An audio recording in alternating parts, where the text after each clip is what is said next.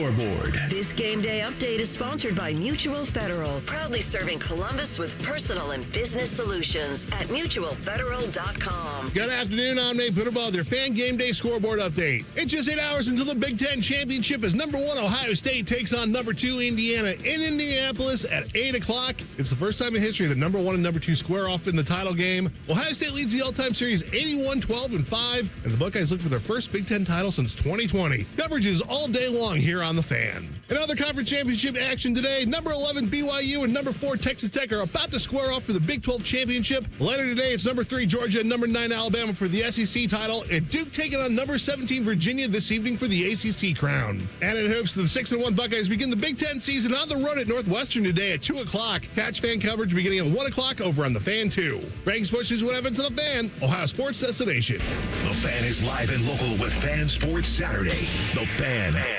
Sports Day of the Week. Oh, this is some clever branding. Here's your host, place, name here. The Saturday Spectacular rolls along. Part 2 of Sports Saturday here on The Fan. And we got a pair of number 2s rolling with you until 2:30 in the afternoon. The second pregame show, as you heard Nate there in the update, Ohio State and Indiana. Only the first time, all time. They're going to meet 1 and 2 for the conference crown. Now, this is the third time in the history of conference championship games that a 1 has played a number 2. Mm-hmm. And in both of those, the 2 has won. I don't think that means anything for tonight, because those were 2 SEC games between Urban Meyer and Nick Saban. Right. Back in 2008 and 2009. No. Tonight, at Lucas Oil Stadium, you've got the Big Ten championship on the line. You've got the number 1 seed in the college football playoff, and you likely have the Heisman Trophy. Don't tell me this game doesn't matter, because those 3 things, Tito, I would argue are extremely important for not only Ohio State, but for Indiana, who's never won any of that. Is some of engineering in the building today? I don't know.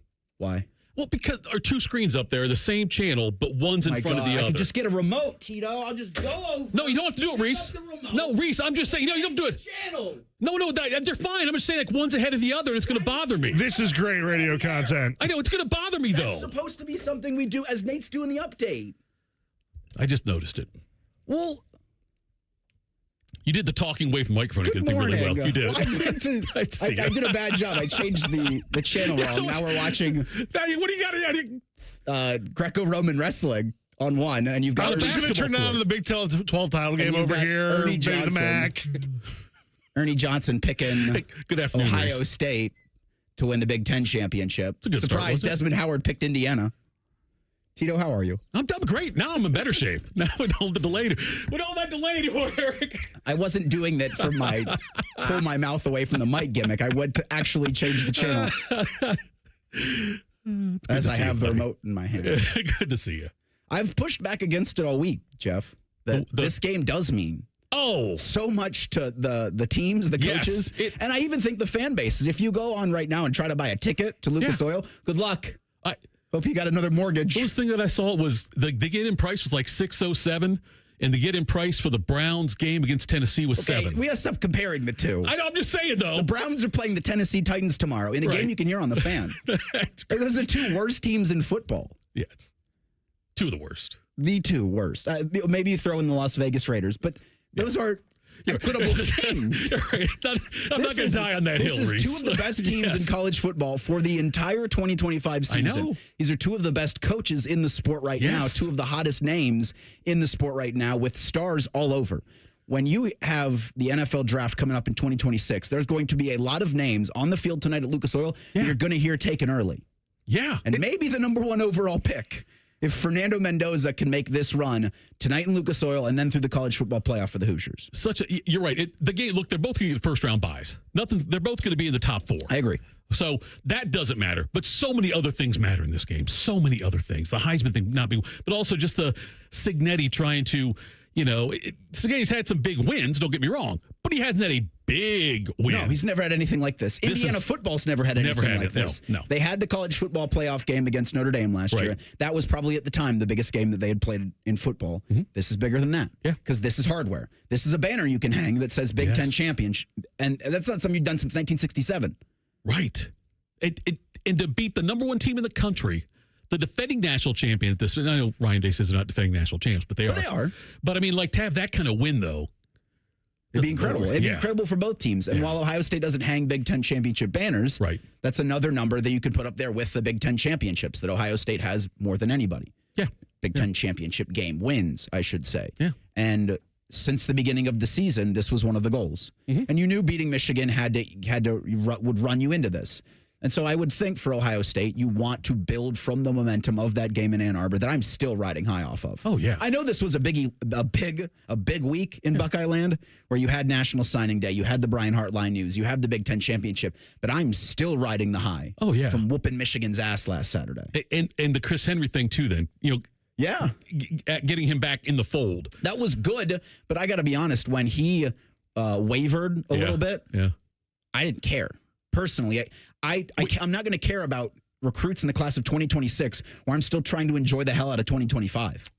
We said this last week. This is the best calendar year for Ohio State in the history of this program. Sure it is. Oh, yeah. Yeah. But the Chris Henry thing, though, it just, if Chris Henry doesn't sign. If he goes to Oregon or if he had gone to West Virginia, then that'd have been stinky. I would have been like, that sucks. Right. But then you're on with the rest of your day.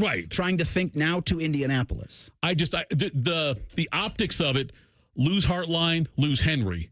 I'm not saying they're one and the same. I'm not saying that necessarily the only reason it would have left. It would have not gone to Ohio State. It would have gone somewhere else. Henry would have gone. I'm not saying it's the only reason. It just would have been like, I'm happy for Hartline. Wish he was still going to be here.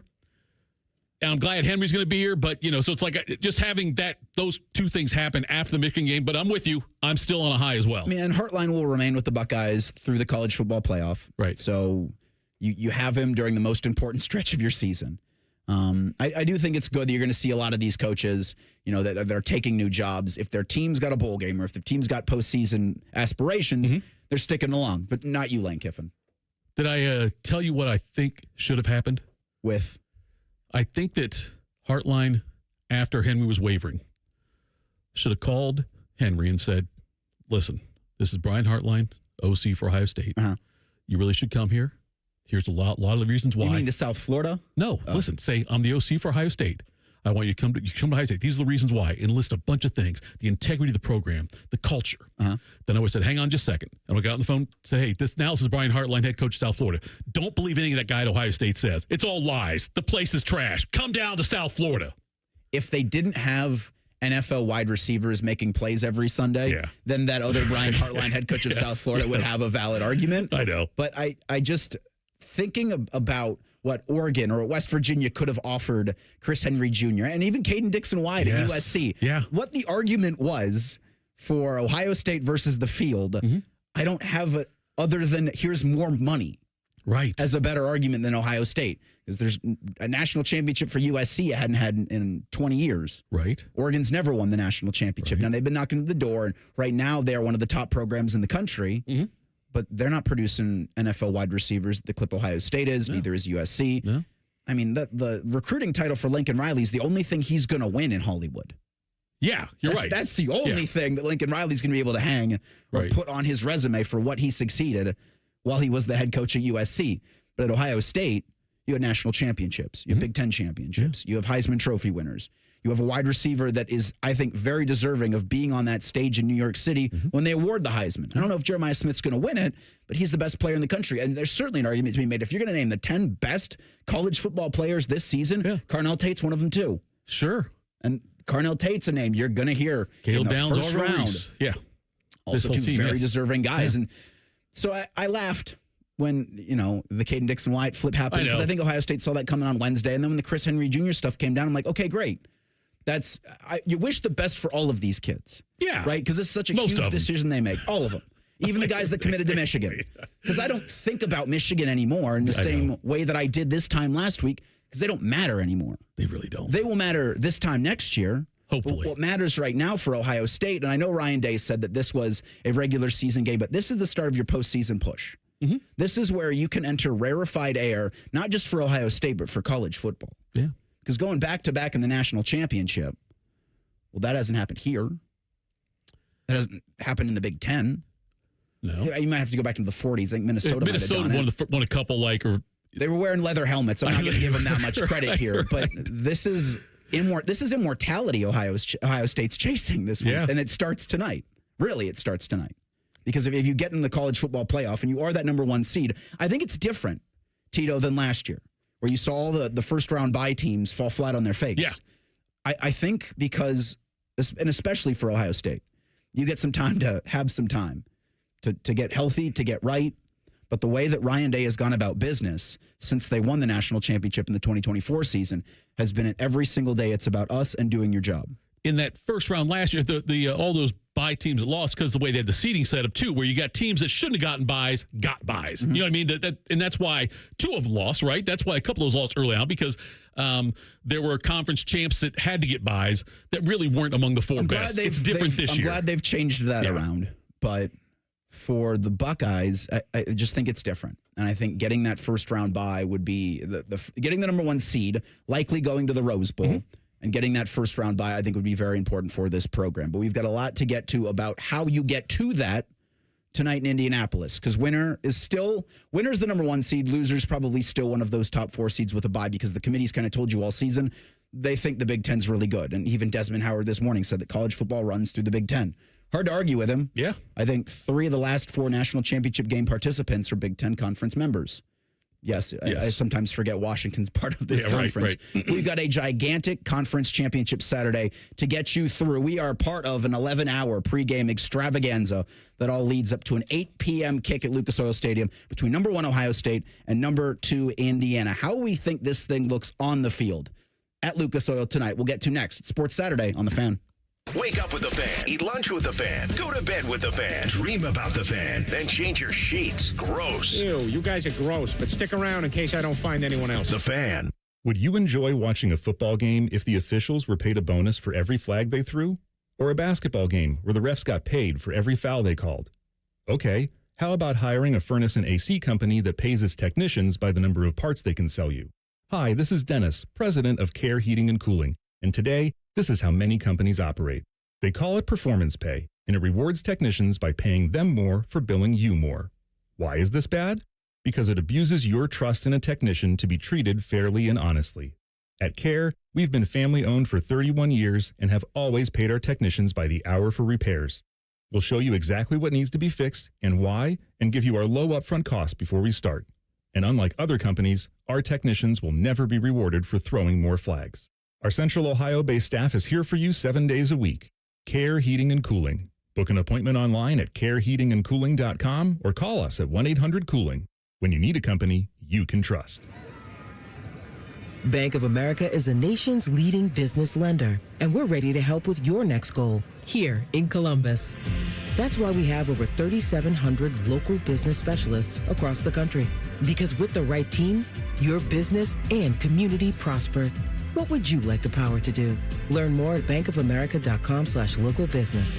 Bank of America, official bank of FIFA World Cup 2026. Bank of America Corporation, all rights reserved.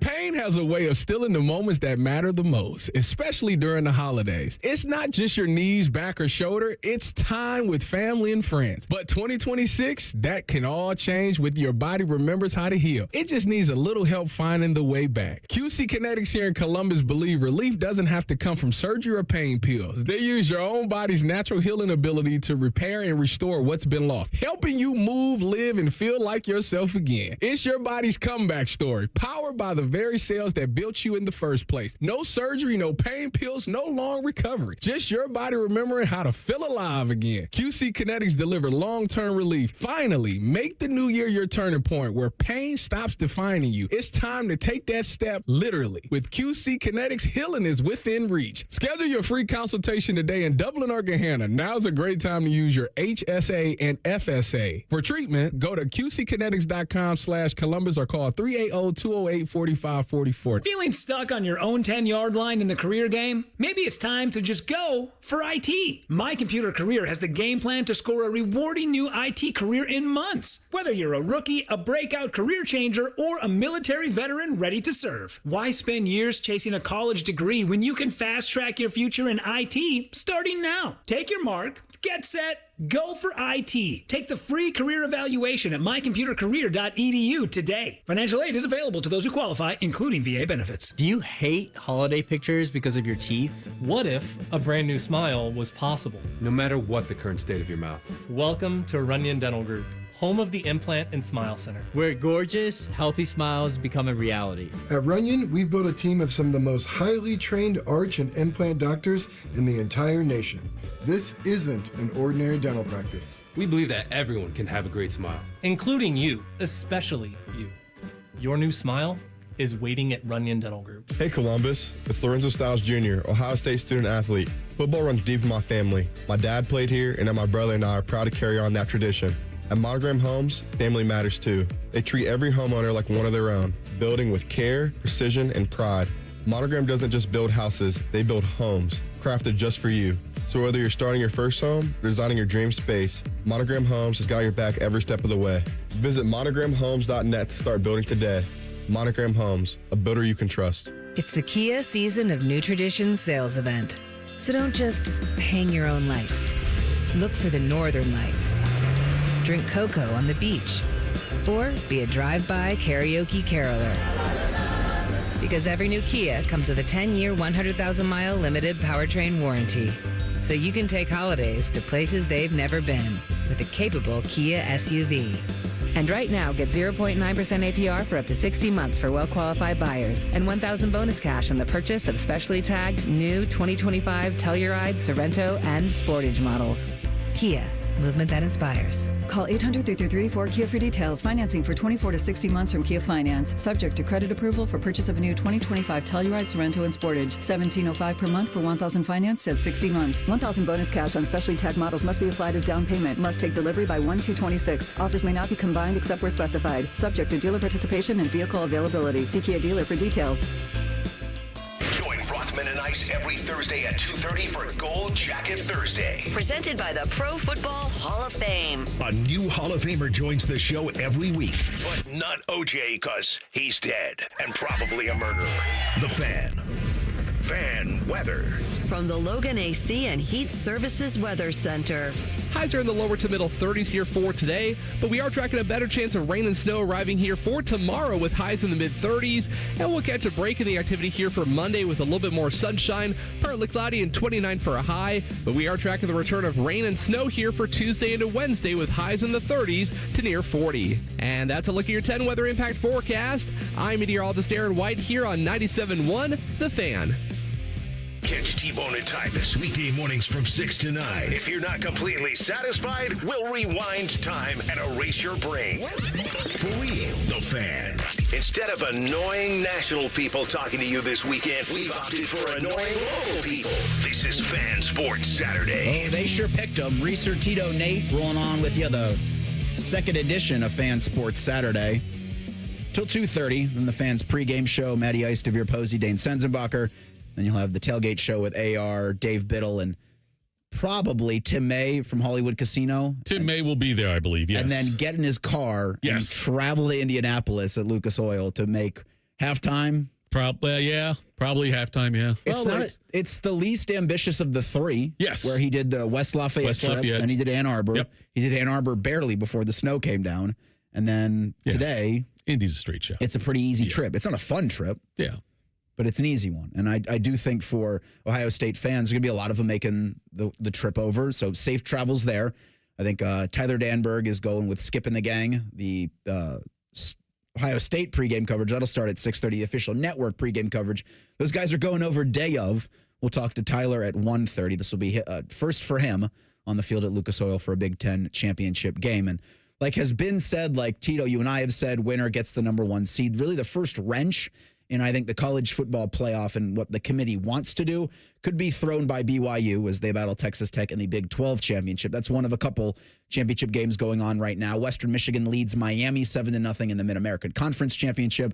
About 13 minutes left to go from Detroit, but BYU's got to win. And then both of those Big 12 teams get in. Yeah, BYU ends up, they're both in, yes. Even BYU loses. I mean, I think they have to win this game. I'm with you. I agree with you that. But if I'm BYU, my argument is, look, I lost 2 games to what is a top 4 team. Sure, that's the only 2 losses I had. Of course, you didn't beat anybody, but those, and that's the flip side of it, though. But the best loss argument I hate so much. Yeah. But it's one that several teams have. It's certainly one that Notre Dame's got. Yeah. Right? Well, it's who's who of you ain't played nobody. They have 2 losses at the beginning of the year. Hey, those are good. And I do think BYU's kind of on that line for the committee as Notre Dame and Miami. Yeah. And I think if it were to have to come down to Notre Dame, Miami, or BYU, I pray to the college football gods that you make the regular season meetings matter and put Miami in. Because if you don't, then you give Steve Sarkisian's argument validity. Why do we schedule these games then? Why do we schedule these big out-of-conference games if you're just going to put them against us come selection time? Now, when they expand the playoff, none of this argument will matter because they're going to put everybody in. Hey, you got a college football team? Welcome to the college football playoff. Take a seat. No, 16's not going to do. No, 16's not going to be like that. How do you know? We already have 3 lost teams whining that they're not getting into the playoffs. Yeah, Texas, shut the hell up. No, Texas should. By the way, if Georgia beats Alabama handily, I don't think Alabama deserves to be in.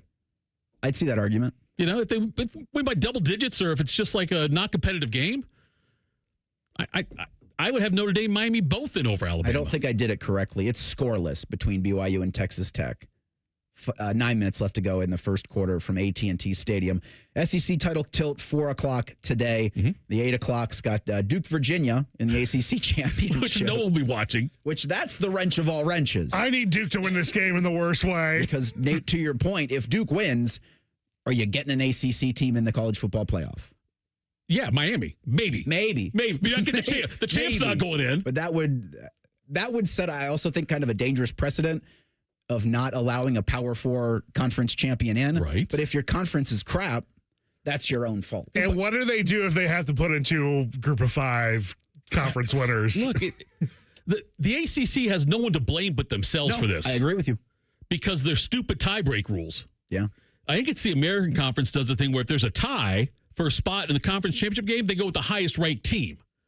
It's one of the tiebreaker things. So Tulane's your American Conference champion. The feisty Green Wave took down North Texas 34-21 last night. And James Madison, a 31-14 win over Troy in the Sun Belt. And I think it would be the funniest thing in the world, because I think Ohio State's going to win the Big Ten championship tonight. Yep. If you take Indiana, and this wouldn't be a deserving thing, but this would be a funny thing. Bless you. Thank you. If Indiana was to drop out of the byes, hit the 5 spot, and then they put James Madison into the 12. Yes. That'd be hilarious. That'd be funny. Yeah. And they're not going to do it. Right. But I would love to see that. Yeah, it would be funny to me if Bama does get knocked out as a 3-loss team, but James Madison and Tulane both get in. That right there, I think, would be funny. I wonder I think everybody in college football almost would want to see that. Yeah. Just to have the content to talk about. I mean, you know, you think about it would be Alabama. I'm looking at teams that are getting in. Ole Miss is probably in. Ole Miss is in. Texas A&M's in. Oklahoma's in. I think Oklahoma's in also. And they're not doing anything this weekend. Right. So I think it's down to Notre Dame, Miami, Alabama, and the Tulane, bitching that Alabama fans would do. Oh, yeah. We played in the conference championship. Why are you holding that against us? Right. I know. Look, they've got a point. They do. That's what makes the arguments fun. But I go back to Texas and I go, Alabama last year, like, don't lose to Oklahoma. Right. Texas, don't lose to Florida. Won 4 games this year. One of them was against you. Well, yeah. If you make that not the case, Texas, you're probably in the college football playoff. Don't lose to Florida State. If you're Alabama, don't lose to Florida State. It's a good spot to be in Ohio State because you never have to deal with that kind of nonsense. Right. It's simple. Just win all your games. And this Ohio State team under Ryan Day has won every game this season, has won every game this calendar year. Yeah, Sarkisian's complaining about, why schedule tough games? These games? How about just beat the weak teams? Beat the teams you're supposed to beat. It does put a little pause into any excitement for week 2 of next college football season because Ohio State's supposed to travel to Austin. The 2 or 3? Play the Texas. The 3? Oh, Longhorns. is it 2? Week 2. Oh, it was off the week. Okay. Well, I guess it is technically week 3 because week 0. Oh, okay. Yeah, whatever. Second game. Yes, I got second game. I always say second game. They got to do something about this calendar. That's stupid also, yeah. And it's funny to me when people say that the conference commissioners and the people in charge have to do something about the calendar. The coaches have to really create the stink. Yeah. Because we know that Tony Petitti's not going to do anything about the calendar. We know the ESPNs and the broadcast networks aren't going to do anything about the calendar. The coaches have to create enough stink to get them to want to. And keep in mind, Reese, the Texas game, next year, Texas have to pay a ton of money to Ohio State if they back down to the game. Not that the money matters that much. Right. They would have to pay a lot of money to get out of the game. But after that, you've got home and home Alabama and then home and home Georgia. Those would be in jeopardy, too. Yeah. They could be, which sucks. Yes. So I think that the games on the field have to matter paramount. Yeah. And it's weird when I say that because Miami's in the MAC championship game because of a tiebreaker. Duke is in the ACC championship game because of a tiebreaker. The teams they were tied with 4 other teams. Yeah. They did not beat any of them this season. Miami lost to Ohio. So right, yeah. So it's ridiculous. Again, doesn't matter for Ohio State and Indiana because through 12 games this season, they're unblemished. Yes, I know. Do it that way. That's the best way to do it. Yeah. I'm not an incredibly smart person, but I can tell you what, college football fan out there, if you want to guarantee a spot in the college football playoff, win all your games. Yeah, that's all you got to do. Check Ohio State, check Indiana. Hoosiers will come into this game offensively with 483.8 yards per game. That's 5th in the country. 44.3 points per game. That's 2nd nationally. Fernando Mendoza is one of, I think, 2 Heisman finalists because I think it does come down to tonight. 2,700 yards passing, 32 touchdowns, and 5 interceptions. He's got 6 rush touchdowns on the season. Mendoza sounds like a Boy Scout, is probably a guy that NFL teams would want to have as their quarterback and as their leader, and is the guy that Ohio State needs to key on. This was Kenyatta Jackson on the Ryan Day show Thursday, talking about scheming for a quarterback that can kill you with his legs. I mean, Coach Patricia, he tells us, we've been playing athletic quarterbacks this whole season. Right. So, and our motto when we play an athletic quarterback is to cage the pocket. Make him play quarterback, but cage the pocket within, the line, so he don't have no lanes to, scramble and make plays with his feet. I mean, they've been dealing with guys like this all season. Yeah. And so I can understand if Ohio State fan comes into this supremely confident, but Indiana's as legit of a team as you've seen. They are as close to you talent for talent as any team you've played, and as any team in the country. And that's shouldn't be a surprise to anybody because I think the only thing keeping other college football fans from taking Indiana as seriously as you should is because it's Indiana. It's because the logo on the helmet makes you go, wait a minute, that doesn't belong there. You're right. And I'm not evolved enough to forget about that. I can't, I still look at, last year, all year long, I said, Indiana's a fraud. And then Ohio State made them look fraudulent, and they lost their first playoff game. By saying a fraud, I mean, they still had and I said that'd be their best season they ever had at Indiana. And I'm wrong because they're here now. This has been their best season. This has been their best. But I'm saying starting now, this will be the best season. They'll never do better than they've done this season. But I'm still trying to deal with the fact that it's IU on that helmet. The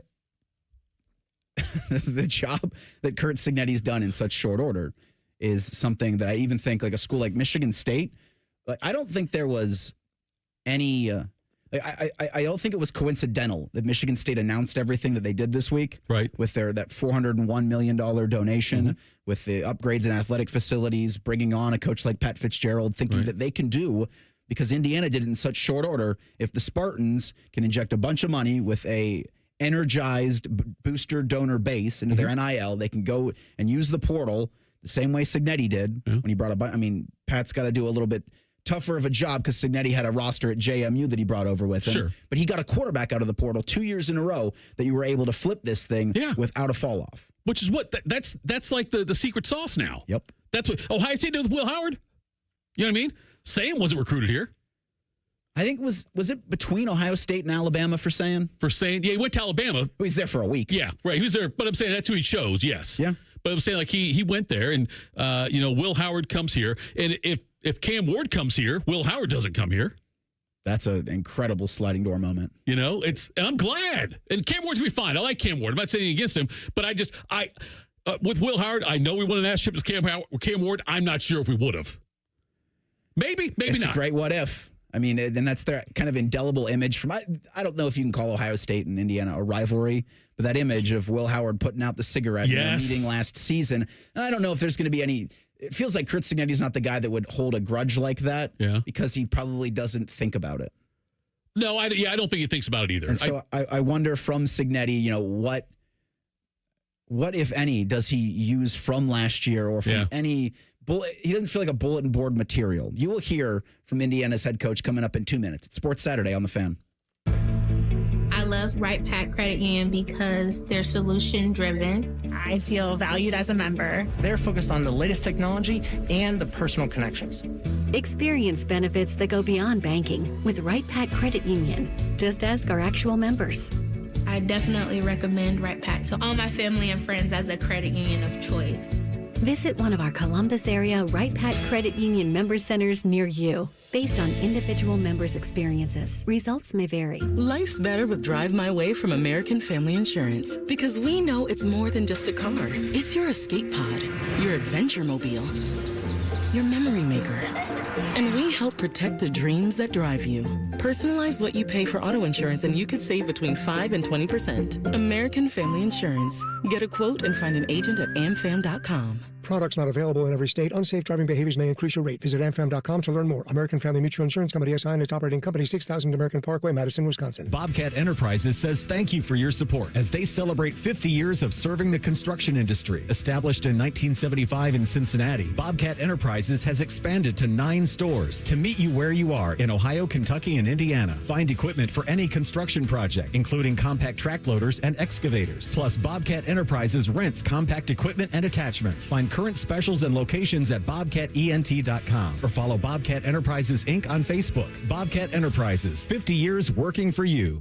Score big this season with an MVP package from Lennox and Northland Heating and Cooling. Find out how much you can save on energy bills with a brand new 80% or high efficiency system. Right now, the championship package features a Lennox full system furnace and AC as low as $86.20. Call today for your free estimate and special savings on the championship package or visit HVACnorthland.com. That's Northland Heating and Cooling, your local Lennox premier dealer. Question from a listener: do you dopes ever get tired of talking about Ohio State? No. The Buckeye Show. Weeknights at 6. The Fan. Sports talk, weekend style. You're listening to Fan Sports Saturday. Yes, you are. Reiser, Tito, Nate, till 2:30 today. Got an amendment. Let's give proper credit in the chat. Let me tell you who it was first. Oh, and I was going to say about the tailgate / pregame show. Yes, that thing. We're doing all the stuff here. Nobody's at Hollywood Casino today. Yes. But Julian's saying, was that the amendment you were going to make where he was at Alabama for a year? What are you doing? I was looking to see who it was. My eyesight's bad. Okay. Pod Lillard? Sure. He did all caps, though, on it. Wow. Like on his response, so it sounded aggressive. I learned something today. What's that? Not today, this week. I don't need today yet. No, the show's still early. I will learn something. It's only 12:30. There's plenty of time to learn. I had forgotten about this moment in Indiana-Ohio State history. 1996. Indiana is leading Ohio State, I think undefeated Ohio State at the time. Yeah, undefeated. Going into the fourth quarter of a game in Bloomington. Ohio State wins 27-17 to lock in their Rose Bowl trip. First time since 85. In Bloomington, Ohio State fans tore down the goalpost. I had forgotten about that. Ohio State wins in Bloomington. Mm-hmm. Fans rush the field and tear down their goalpost. That's kind of funny. That's a boss move there. Yeah. Well, I know forever when IU would take their program photo, they would do it the day of the Ohio State game. Like if they were hosting the Buckeyes, because it's all red. Yeah. And so that's how you make your stadium look big. Like there's even that, I don't know if it was necessarily, if this is one of those stories that just, it was a funny joke somebody told, and then over time it became the Corso one, where he's coach of Indiana. Yeah. They're leading Ohio State somehow, and he stops the whole game. They take the team picture under the scoreboard with Indiana leading Ohio State. I think the Buckeyes proceed to blow them out. Yeah, Corso reportedly told a team photographer, take a picture right now of that scoreboard. Smart move. Yeah. But that, to your point, is I think what people think of when they think of Indiana. They don't necessarily think of a college football powerhouse, but that is what Indiana is in 2025. And that is the quick job that Kurt Cignetti's done with this program. I'm just glad that Lee Corso's showing more class than Lou Holtz. You know, Lou Holtz was pimping up Notre Dame all the time, talking about Ohio State and degrading Ohio State. And Corso, an Indiana guy, has been silent the last couple years about thinking that Indiana's on the same level as Ohio State, whereas Lou Holtz was the opposite as far as Notre Dame goes. Yeah, I just think there's two different humans. Yeah. Sure. I think there's a reason why one did so well in a college football program. Yeah. And one was kind of forgettable. Yeah. Right? Lee Corso kind of changed how we consumed college football. He did. From a national perspective. And Lou Holtz was with Mark May, and they put on Judge Wiggs and had some fun there. And then it was all kind of forgotten about. But this is something that Indiana's not going to forget about. This is something what Kurt Cignetti's done is not going to be forgotten in a long time. Mm-hmm. This is also something that I think is deserving of being named Big Ten Coach of the Year, which he was for the second time. I think he's the first back-to-back Coach of the Year since I think Northwestern. Northwestern's head coach won it in 95 and 96. I think that's when they won the Rose Bowl with Pat Fitzgerald in the 96 season. But I wanted to ask you, Tito, like what's an Ohio State coach have to do? This is the equivalent of... Because Ryan Day won it in 2019. Right. And then Earl Bruce won it back in... he won 79-80, whatever the year was. The first year after Woody went undefeated, went to the Rose Bowl and lost to USC, playing for the Super Bowl championship. That's Woody won it a few times. Right. But Urban didn't. Tressel didn't. Nope. Like Brady Hoke won it. Look, after, who was it, DeMar Hamlin for the Bills died on the field and didn't win Comeback Player of the Year the next year. After that happened and he couldn't win Comeback Player of the Year, I don't see how an Ohio State coach can win Coach of the Year. Like, they would have to go winless and then win it all. Luke Fickell would have had to have won the year he coached. Would have been like the only scenario. You're right. Yes, Fickell, that one in the gap year. Yeah. It's like, hey, you did a great job with this team. Nobody really expected something like what happened. With Ohio State, everybody kind of expects this. But because Ohio State's never going to rebuild. And usually you have to have a rebuilding team. And, Cignetti back years, yes. Last year, absolutely. Doing it twice, it's like, holy crap, you're Indiana, you're doing this 2 years in a row? Yeah, that's deserving. But, like, other people that usually win it, they have a crap year before it. It's tough to go undefeated, win a natty, and then go undefeated the next year and get Coach of the Year. It's just not going to happen. It's not like an MVP award. It's Coach of the Year is different. Speaking of Pat Fitzgerald, he was signed, or he is coaching Michigan State. Mm-hmm. They just got $400 million dedicated to the Spartan Athletic Fund initiatives like For Sparta to support student athletes and facilities. So they're going to do a major facelift on that campus. But it was one of two Big Ten coaches to find their guy this week after stumbling and bumbling for the past couple of months. Penn State lands on Iowa State's Matt Campbell. And they are very, very lucky. Very lucky. To stumble into that because it was Kalani Sitake earlier this week who got a contract extension from BYU. There was a report from On3 that $370 million of new money was earned for coaches with extensions leveraging Penn State. Oh, that doesn't surprise me at all. The Pat Kraft debacle that this would have been might have cost him his job. This might save him because I think this could work out for Penn State. You got an Ohio guy in Campbell. Right. He was a player at Mount Union. Yep. He is winning as coach at Iowa State. Every year, their top 25, top 30 program. Right. I don't see any reason why he wouldn't be able to win at Penn State. Now, they only signed two guys this week. But if they can get, kind of like what Indiana did, go with a new coach, if he's bringing some of his guys with him from Ames to State College, and that does seem to be the case. I think he's bringing his defensive coordinator. So Jim Knowles, they'll coach the whatever bowl that they're in, and that'll probably be it for Ohio State's former defensive coordinator, soon to be Penn State's former defensive coordinator. But you hit the portal, you have a brand, you have guys probably from Iowa State, right? That you can bring with you. You can kind of get back in the mix where it's more than just, hey, we're a bowl winner, or we've made it to a bowl game. Like, that's right now the bar for Penn State, but that shouldn't be that. The Nico Harris thing in Dallas, he makes the awful trade with Luka, right, involving Luka, and everyone's like, fire him. He's awful. It's been terrible. Then he gets Cooper Flagg. And it's like, hey, guys, look, give me some time. Then it still fails. He gets fired. Everyone still wants him out. Penn State is kind of on that trajectory potentially where it's like, hey, we can't find a coach. We were stupid to fire Franklin when we did. They wouldn't say it, but they were stupid to fire him when they did. Do you think they were stupid, though? Yes, I don't necessarily know, because I think the timing was the right thing to do if they wanted to get out in front of the coaching carousel. Now, they got run over by the coaching carousel because they're stupid. That's why it looks stupid. The decision, I thought, in the moment was fine because the Northwestern loss was as bad as any Power 4 program will have. And the UCLA loss. The UCLA before that. Right. So that's the part where it's like, yes, sure, at the time, you could say, yeah, get in front of the coaching thing. But if you're not going to execute it, then it's an awful time to make that change. Because, Franklin has already made some huge inroads at Virginia Tech. Well, you saw what he did on signing day. Yes. At the press conference. So Virginia Tech signs a top 25 class, takes a bunch of guys that he'd recruited to Penn State with him. Yeah. Because that's what you do, because you've built that relationship over so many years. A lot of these players look at a coach and say, yeah, I want to play for him. I think less so the brand itself. Yes. That's all over the country. If you're a player that's going to actually be developed. If you're looking for a big bag of money, then the brand might, because the brand's got the biggest bag of money. Yeah. But also at the press conference, they serve crumble cookies to the media in attendance. And for those unaware, apparently the guy who started Crumble Cookie is, I would say, probably BYU's biggest donor. Right. And when the Kalani Sitake stuff came out, where Penn State was looking at him as being their guy, he, I guess, organized and galvanized the BYU donor base, and it was Crumble Cookie that got Sitake his extension and I guess foiled Penn State's plans. It's interesting to me, Reese, when we've got... Which is only something you'll find in college football. You see an Indiana head coach say, I'm going to stay at Indiana instead of going to Penn State.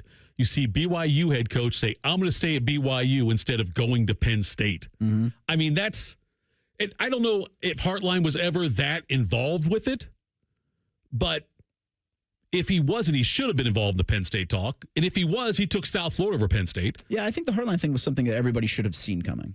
Eventually he was yes. going to take a head coaching job. Yeah. But I mean, like all these guys, though, that Penn State, based on name alone, should have been able to get. And they couldn't. And that's now the Campbell thing is their Cooper flag, where he's going to say, okay, yeah, look, it's a great thing to fall back on is to have Matt Campbell, who other teams have pursued for years or talked to him for years. Other universities, even NFL teams, have looked at him as a hot candidate. So we'll see what works out for Campbell out there. In the chat, though, someone says Campbell an upgrade or a lateral move. What do you think? I think based off of the position they were in, he's an upgrade. Because he's got head coaching experience. Is he an upgrade from Franklin? I think it might be lateral. I think it's lateral Franklin. If we're comparing it apples to apples with James Franklin, yeah, lateral. But based off of the 2 months that they've had, an upgrade because you've got a known commodity in the sport. Yes. So, and I think for Hartline, it's absolutely the best thing for him. Yeah. Because he played professionally in that part of the state or that part of the country. Right. He recruited for the longest time in that part of the country. Mm-hmm.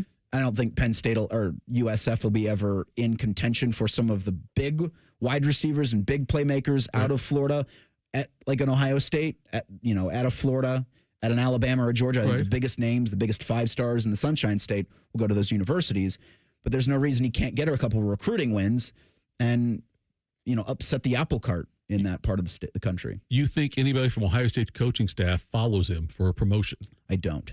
Laurinaitis is DC. If he calls Laurinaitis, says, I want you to be my defensive coordinator. I don't. You don't think so? I think those guys would go if it was a head coaching opportunity, but I don't think they would go to just be the same thing. Well, Laurinaitis would go DC. If you go and be their DC, yeah. I don't. Yeah. I don't think Ohio State fans have anything to worry about from a poaching standpoint, recruits or coaches. I do think Hartline, what he can do is take guys kind of on the lower part of the depth chart. Yeah. And take them down with there, and they can get a chance to start in college football. Oh yeah, there's going to be a receiver. I'm trying to think about. Yeah, there will be a receiver he recruited here that is going to, especially now with Henry coming on, is going to say, you know what, my star is not going to shine here next year. I'm going to go with Hartline. It'll happen. I don't have the names in front of me who could be, but I think that will happen though with at least a player or two. And look, South Florida was for parts of this season thought of as one of the teams that could make an entrance into the college football playoff. What Alex Golesh did I think he was 3 seasons there. I think it was 7-7, then he won 9 games this past year. You can use the transfer portal. If you can coach, and I do believe Brian Hartline can coach, you could turn that program around, and you could kind of punch your ticket to anywhere in the country. I mean, he went from South Florida to Auburn. A guy from Ohio. Right. Dublin Scioto guy. Actually, not from Ohio. He was born in Russia, or he's born in the Soviet Union. Born in Russia. Yes, you're right. I say that. If you can succeed there, you're writing your own ticket. And so I think that's what the trajectory that Brian Hartline seems to be on. So when he was born, was it still Soviet Union or was it Russia then? Still the Soviet Union. Okay. Because looking back on Golesh, I was like, this is a fascinating. I think they had that kind of. Is there Golesh soup in Russia? Never mind. Go ahead. You think goulash, you idiot? Whatever. It just sounds like a Russian soup. For Golesh, who's now coaching at Auburn, it's a fascinating trek. But yes, again, I think for Hartline, the ultimate goal is to be back here in Columbus and being the head coach of your alma mater. Now, that's the dream. Right now, that job is occupied by one Ryan Day, and I think it will be occupied by Ryan Day for as long as he ever wants. 37 more years. Ryan Day, his thoughts on today's game and what this could mean for the college football playoff. That's next. Sports Saturday on The Fan.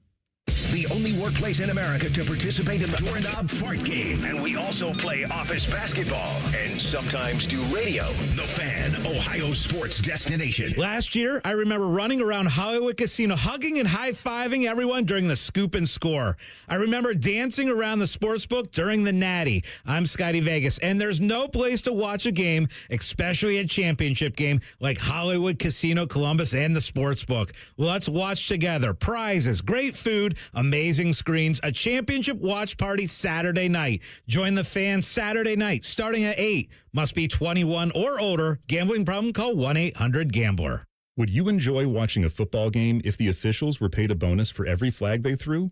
Or a basketball game where the refs got paid for every foul they called? Okay, how about hiring a furnace and AC company that pays its technicians by the number of parts they can sell you? Hi, this is Dennis, president of Care Heating and Cooling, and today, this is how many companies operate. They call it performance pay, and it rewards technicians by paying them more for billing you more. Why is this bad? Because it abuses your trust in a technician to be treated fairly and honestly.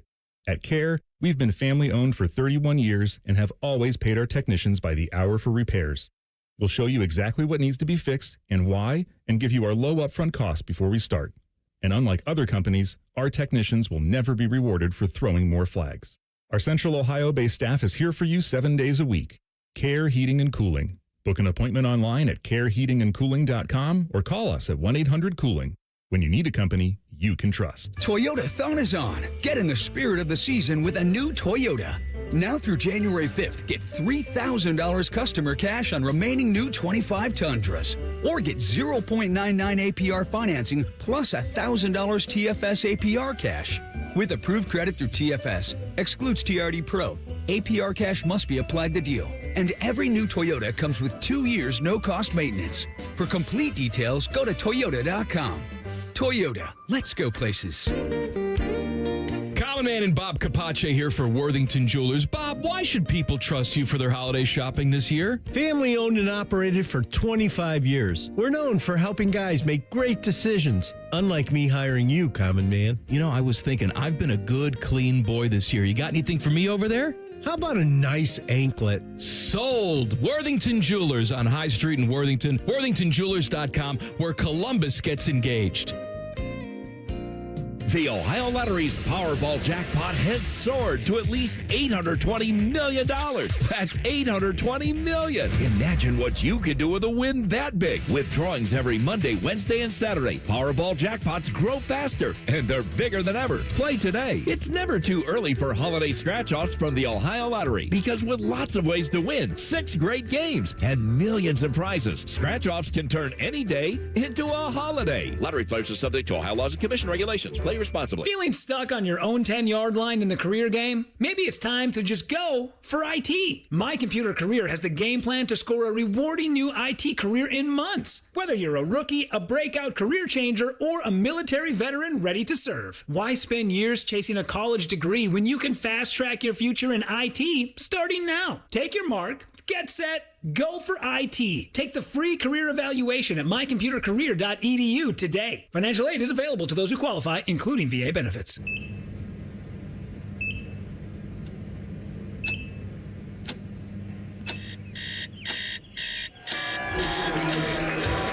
Got this.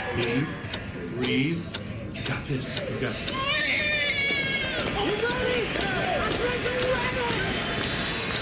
In the moments that truly matter, what do? Rise to the occasion. Ohio Health. It's time. It's the Kia Season of New Traditions sales event. So don't just hang your own lights. Look for the northern lights. Drink cocoa on the beach. Or be a drive-by karaoke caroler. Because every new Kia comes with a 10-year, 100,000-mile limited powertrain warranty. So you can take holidays to places they've never been with a capable Kia SUV. And right now, get 0.9% APR for up to 60 months for well-qualified buyers and $1,000 bonus cash on the purchase of specially tagged new 2025 Telluride, Sorento, and Sportage models.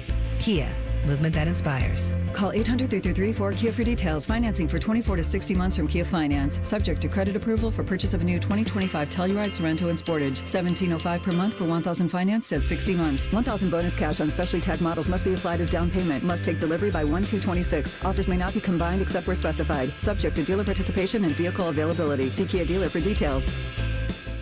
It's playoff time. Who will the Buckeyes play? Where will they play? Let's find out together. Join Tom Taberi, Timmy Hall, Nicole Sharon, and Dane Sanzenbacher for Chasing the Championship. Sunday at noon on 10 TV Plus and the Fans YouTube.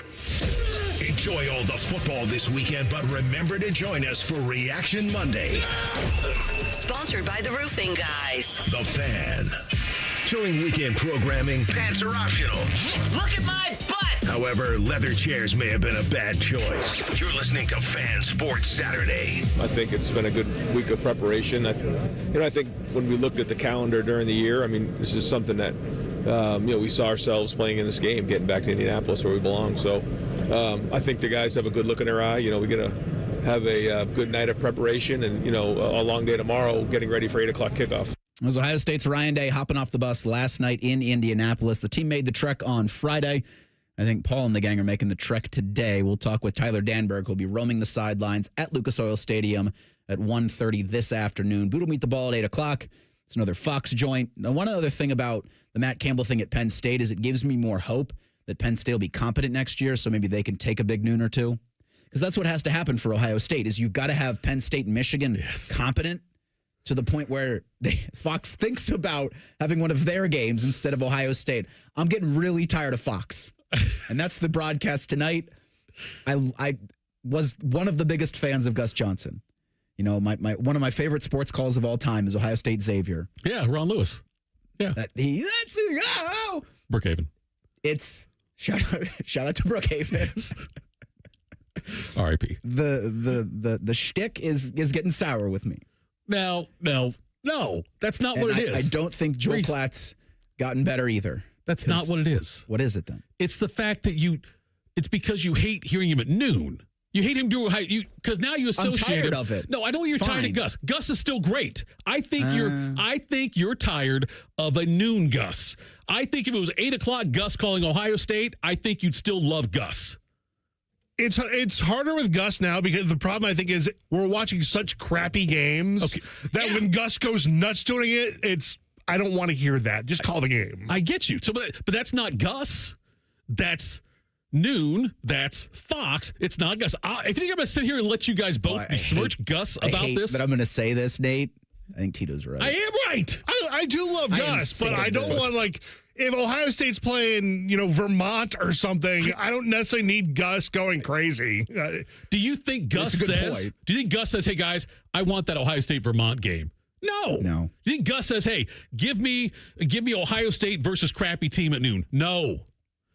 So sorry, Gus, it's not you, it's your employer. Yes, it's exactly what it is. Because what's going to happen is it's an 8 o'clock kick, but the boot's going to meet the ball 8:15. I love that phrase by you. I wish I could use it, but now I can't. I feel bad for Beeman-Zwick on the post game. Oh, I don't feel bad. Like 1:15. Yes. Now it's going to be a celebratory post game, I think. Yes, it is. Because I think Ohio State gets the job done tonight. I think that even with Indiana and as prolific as their offense has been this season and as good as their defense has been this season, Ohio State in both of those has just been better. I just got a text from Fish. Okay, I'm sorry. Are we being thrown off the air? No, Gus Johnson. Let's just make sure we tell everyone it's on the fan. Listen to Keels and Lachey. Yeah, there we go. Okay, that's what. Sorry, I apologize. No, Gus Johnson sucks. No, he sucks. Gus Johnson, I'm with you. He does suck. Hold on. Don't watch. You watch to it. Do a 180 on it. No, listen to. You had a salient point, and you can just keep it, and we can just say boo Fox. Okay. As a network as a whole. Yay, Paul, Skip, and Jim. Number one radio broadcast team in the country. At 6:30. Yeah. Awful announcing gave it to him. Ohio State's got it really good. Example 900. Exactly. You get Paul and Jim as your play-by-play crew, and this is going to continue, I believe, until January 19th. The national championship, those guys will get to go to Florida in January. And then that damn transfer portal opens up for announcers, too, and who knows what's going to happen. Yeah, I don't think I have anything to worry about there. This is the pinnacle place. Yes, I would say with it is, everything. Yeah. Like this is where everybody strives to be. Yes. And I West Coast. I'd mentioned with Heartline, I think in a couple of years, because Golish turned it around in 3 and got to go coach at Auburn because of the success he had at South Florida. Mm-hmm. I think it'll probably be a few more years than that because Ryan's going to have this program humming for the foreseeable future. But then when the Ohio State job opens, if Hartline's had enough success at USF, he'll be able to take a job like what you have in Columbus. Yes. Right now, you've got a guy that is going to go for something that nobody in Ohio State history's done. That's back-to-back national championships. Now, again, I think it starts tonight in the Big Ten title tilt. The winner, the number 1 seed in the playoff. Here's Ryan Day earlier this week talking about that. You're not supposed to be penalized for losing in the conference championship game. So you have the 1-2 seed, and so I think both would deserve to get a first round bye. But I also think it matters when you're the 1 or the 3 or 4 because of who you play. So I think it's important to win this game and be the 1 seed. It's just going to help your chances. Everything matters. Every time he talks about something on the horizon or something down the road, he always brings it back to what's directly in front of them. Yeah. I don't know if you heard that in that clip where you asked about the CFP and he said, well, you got to win this game. And he's absolutely, it's for those out there who say this game doesn't matter, I present to you the head coach of the Buckeyes, who says this game absolutely does matter. And I agree with him. And the ticket prices, the get-in price for tonight's game absolutely shows this game matters. And then when you compare it to everything else around the country, just real quick right now, BYU leads Texas Tech 7-3. So kind of the first wrench that could be thrown in what the CFP really wants to do coming up tomorrow. I had some homework for Tito. Let's see if he did it coming up next. It's Sports Saturday on The Fan. We are your radio home for the Buckeyes, Browns, and all the NFL games you can handle. We may have a bit of a football problem. Oh, yeah. The Fan, Ohio sports destination. Everyone deserves a great car, regardless of credit. At Capital Ford of Columbus and Whitehall, we say yes to all credit types. Explore our selection, get financed in minutes, and own the road. Stop in today or visit us online at capitalfordofcolumbus.com. Life's better with American Family Insurance because we know you love working weekends. If it means working on your dream home, both inside and out. And we're here to help protect those dreams so you can enjoy peace of mind. Save up to 40% when you bundle home and auto. American Family Insurance. Get a quote and find an agent at amfam.com. Products not available in every state. Some exclusions apply. American Family Mutual Insurance Company SI and its operating company 6000 American Parkway, Madison, Wisconsin. Hey, everybody loves the holidays, but nobody wants to have the holidays dealing with pain, especially when you're with your loved ones. It's not your knees, your hip, your back, your shoulder. It's the time with the family and friends. All that can change, though, now in 2026. If you go see our friends over at QC Kinetics. They believe that relief doesn't just have to come with surgery or pills. Your body can heal itself with its own biologics. It can help you move, live, and feel like yourself again. It's the best comeback story you're going to find. Powered by your own cells that built your body, they're going to help repair your body. And I should know, listen, I went over, I was a patient, and they helped take care of me. They helped take care of my dad. QC Kinetics delivers long-term relief, so make 2026 your turning point. Walk, hike, do the things you love to do without pain. And go and schedule your free consultation today in Dublin or Gahanna.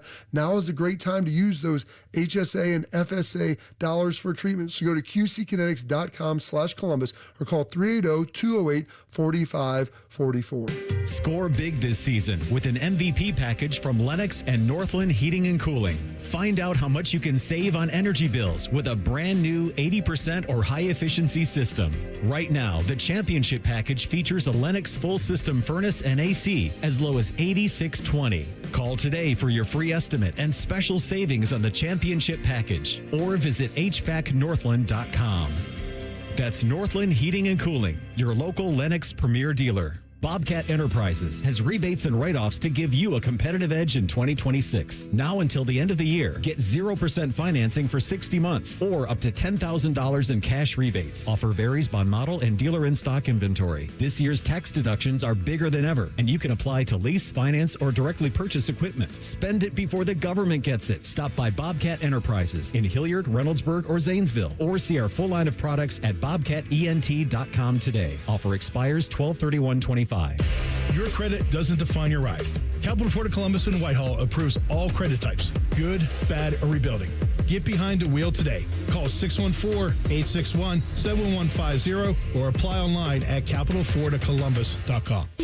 Broadcasting from the Lindsay Honda Studios. Honda makes the cars. Lindsay makes the difference. Visit lindsayhonda.com. WBNS-FM, HD1 Columbus. This is the Fans Game Day Scoreboard. This game day update is sponsored by Mutual Federal, proudly serving Columbus with personal and business solutions at mutualfederal.com. Good afternoon. I'm Nate Putterball with your Fan Game Day Scoreboard update. It's just 7 hours until the Big Ten Championship as number 1 Ohio State takes on number 2 Indiana in Indianapolis tonight at 8 o'clock. It's the first time in history that number 1 and number 2 square off in the title game. The Buckeyes look for their first Big Ten title since 2020. Coverage is all day long here on the Fan. Another conference championship action today. BYU leads Texas Tech 7-3 in the second quarter of the Big 12 title game. In the MAC championship, Western Michigan leads Miami of Ohio 13-6. Later on, it's Georgia and Alabama and Duke and Virginia for the ACC crown. Over on the Fan 2, pregame coverage for Ohio State and Northwestern starts right now. Breaking sports just happens on the Fan. Live, local, and still slightly drunk. I'm not drunk, all right? I just have a speech impediment. This is Fan Sports Saturday. Beer comes later. Crack that around 6:30, 7 o'clock. Right around the time Ohio State Network pregame coverage starts of the Big Ten title tilt. If you were drinking till 4 a.m., though, you're just on a break. Yeah. And then I'm not saying I did. Who are you speaking for? I'm not speaking for anyone. In this instance. I'm not speaking for, I'm just saying that if someone was doing that. The cool thing about tonight's Big Ten championship is the winner gets to pop champagne and really enjoy it for a couple of weeks. Yes. I know you'll have the college football playoff bracket comes out tomorrow. I think Dom and Timmy Hall are doing something on the 10 TV Plus. With Nicole Sheeran, yep. Nicole Sheeran will be there as well. They'll have you covered with that bracket reveal tomorrow at noon. But then you do kind of get a week to just really soak this in for either team. Yeah. Because it is something that Ohio State hasn't done since 2020. And that's go and play in a Big Ten championship. Mm-hmm. It's something that Indiana's never done, playing the Big Ten championship game, something they haven't done since 1967. Because even after the national championship game for the Buckeyes, throughout that playoff run, really, I remember the large human in the Rose Bowl coat trying to hand the Rose Bowl title or the Rose Bowl trophy to Ryan Day, and he held it, and very happy that they won it. Right. But then you had to flip because you've got Texas on the schedule. You got the Cotton Bowl. And then when you win the Cotton Bowl, it's like, no, we still at Notre Dame in the national championship. Yes. And even when you win the national championship, you're still kind of thinking to yourself, all right, we got Texas in like a month. And I know it was a couple of months, but I know what you mean. didn't Yes. feel like no, that. it was a month until you had to start getting ready for it. You know what I mean? Like it was time to get ready again. It wasn't. But yes, you're right. They'll have the time. I didn't think about that, Reese. Yes, they will be able to savor this moment a little more than they did last year with different things. But yeah, it's you're the team that there'll be no surprise. There'll be no drama for the rankings for the winner of this team. There's no way the winner is not number 1. Right. And even for the loser, you're still likely a first-round bye in this. Yes. BYU, as you heard Nate say, does lead Texas Tech 7-3, but the Red Raiders are knocking. There's about 10 minutes left to go in the second quarter. That's the only title tilt right now of consequence. Western Michigan's beaten Miami 13-6. I promise you, if OU was playing, you would not have said that. You would not have said it's the only one of consequence. You would have said one of 2 games of consequence right now. It's scary because I was just about to. So the only reason the MAC championship would be of consequence is if the right Ohio team's in it. I'm like O's. I read Fish's mind. As the Toledo alum in the room, I would not be mentioning the MAC championship if OU was in it. So Toledo also was Toledo, Miami, and Ohio that had the same record in conference play, but the tiebreaker went to the damn Red Hawks. Toledo lost the tiebreaker and their coach. They did. He signed UMass. UConn. Yeah. What's the difference? I know that's a lot of wins. There's a lot. Yeah. Well, but still, just as relevant. What Jim Mora did at UConn, like in 2 years, like he flipped that program. When did we stop calling him Jim Mora Jr.? Is he Jim Mora Jr.? I don't have any reference for Jim Mora Sr. So he's the only Jim Mora I know in my lifetime. Jim Mora, the old head coach of the Saints? I know who he is, but okay, I'm just saying, like, I always heard him as Jim Mora Jr., and now in the media now they're saying Jim Mora. Jim Mora Sr. isn't dead, is he? I don't know. It might have just been a thing that he wanted to do. I don't know. It seems disrespectful. Okay, well, sorry, Jim Mora. You're going to do it first to Gus Johnson, now Jim Mora Sr. I'll make sure he's still alive first. If he's dead, then it's okay. Oh, okay. That would make it okay. If he's dead, then there's really no senior anymore. He's senior. He becomes senior. He graduates. I've got to do this as well as a Golden Bear, an Upper Arlington alum. Yeah. I'll give congratulations, I guess, to Bishop Watterson on a repeat state championship. So the rich Upper Arlington They won the good job out of you. They won the D3 title tilt yesterday. They beat Toledo Central Catholic. So those two teams have been involved in the last 3 D3 title tilts. Central Catholic won in 23, Watterson won in 24, and then the Golden Eagles win yesterday's championship game. And the Olentangy Orange Pioneers get their first football title in school history. They beat St. Xavier last night in the D1 championship. Earlier today, you had St. Henry over Hillsdale in the D7 title tilt.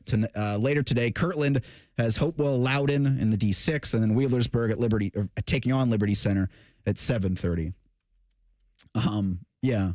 Frickin' Watterson, man. You just get a bunch of Buckeyes, and you got really good genes. I don't know, and you run Division III football in the Buckeye State.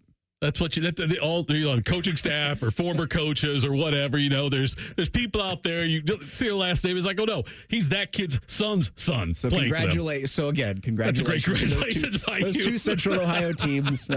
Hopefully, Ohio State can bring another title to Central Ohio tonight. As you also heard, Nate, in the update, the basketball Buckeyes are at Northwestern in an hour. You got pregame coverage right now on 1460 on the AM dial. That's the Fan too. I'll take you up until that 2 o'clock tip. John Mobley Jr., Christoph Tilley, both questionable. Mobley was out latter part of the pit loss with an ankle injury. Tilley's an unspecified lower leg injury, which I love we're doing that now. It's gotten to hockey. Hockey got away with it. The thing with hockey is they made it endearing. Like when they would release those vague-ass availability reports, upper body, lower body, and people started going, that's such a hockey thing. Yeah. And then we allowed it to creep into every other sport. We're doing it in football. Yes. We're doing it now in basketball. The Buckeyes do have number 14 Illinois this coming Tuesday night at 7:30, so it's a Peacock-only game. You'll be able to hear that one on The Fan with pregame at 6:30 for the Tuesday tilt. Jackets are down in Florida for the first of a 3-game road trip, taking on the Panthers at 3:30. We, of course, won't have that on The Fan because we've got, hour 9 of our 30-hour pregame coverage. We should have some kind of charity tied in with this. This is a damn telethon today. That's what it is. Tell you what, you have the number for the boss. He's already thinking of it. He's probably typing an email right now. Something with the Mid-Ohio Food Bank or something. It's not a bad idea. We are in the holiday season, so people are more... We raised $500 for my vasectomy when I got it. You've said that for almost every time we're on the air. You have to make that mention. Because that's the only charitable thing I've done in my life. That's a hell of a job. It's a lot of other people giving money so I can't reproduce anymore. That's the best thing I've done for America. Texas Tech's taking a 10-7 lead in the Big 12 championship game. And really what I thought with games this weekend, Tito, it would just be chalk. Like, I do think Texas Tech holds on. BYU must win to get into the playoff. The Cougars can't take a close loss because BYU doesn't have much else on their resume that would make them one of the, 5, 6 at-large bids. Yeah. Because they're not winning the conference championship. So this would be it for the Cougars. Texas Tech, I think, with this win, they probably elevate to that 2 at the best line. Yeah, they're not going to be 1. Not going to be 1. That'll be a Big Ten champion. But if it's Alabama, say, wins the SEC, then you would probably put Texas Tech at the 2 line. 2, and then Ohio State, Indiana, loser 3.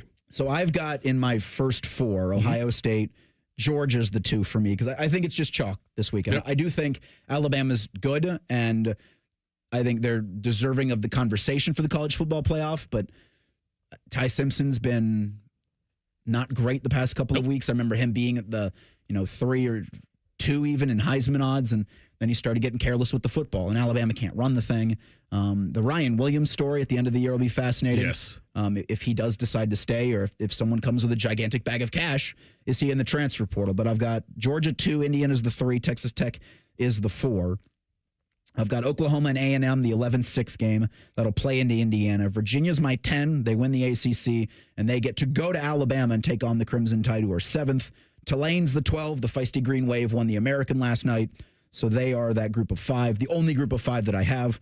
Oregon will be the host for that 5-12 matchup. I think the Ducks are probably in the best spot of any team not playing this weekend because they're in, and I know they've had injury questions with their wide receivers all season. I think this gives them more time to rest and heal up. I think they'll be a really, really dangerous team in the playoff because they're as talented as any offensive team in the country. Then my 8-9 matchup, I've got Ole Miss hosting. Pete Golding's the interim, was going to be the interim. They pulled the interim tag. Now Pete Golding is the Ole Miss head coach. Charlie Weiss Jr., who will be the new offensive coordinator for LSU, he was allowed humbly by Lane Kiffin to return to Oxford to coach the Rebels in the college football playoff. That statement by Lane reeked of Lane being Lane. Lane is just... And the idea that he wanted to burn that bridge while still standing on it was something only Lane Kiffin would want to do. Yeah. But I do have Ole Miss and Miami in that 8-9 matchup because I think it's important, and the committee can do whatever they want, that if it's down to Miami and Notre Dame for that final spot in the college football playoff, you've got to make that head-to-head matchup matter. Okay. I've got my top 4 as OSU, Georgia, Indiana, Texas Tech. I think Tech will end up being 4, Indiana 3. Now, I think Georgia will dominate Alabama enough to kick them out.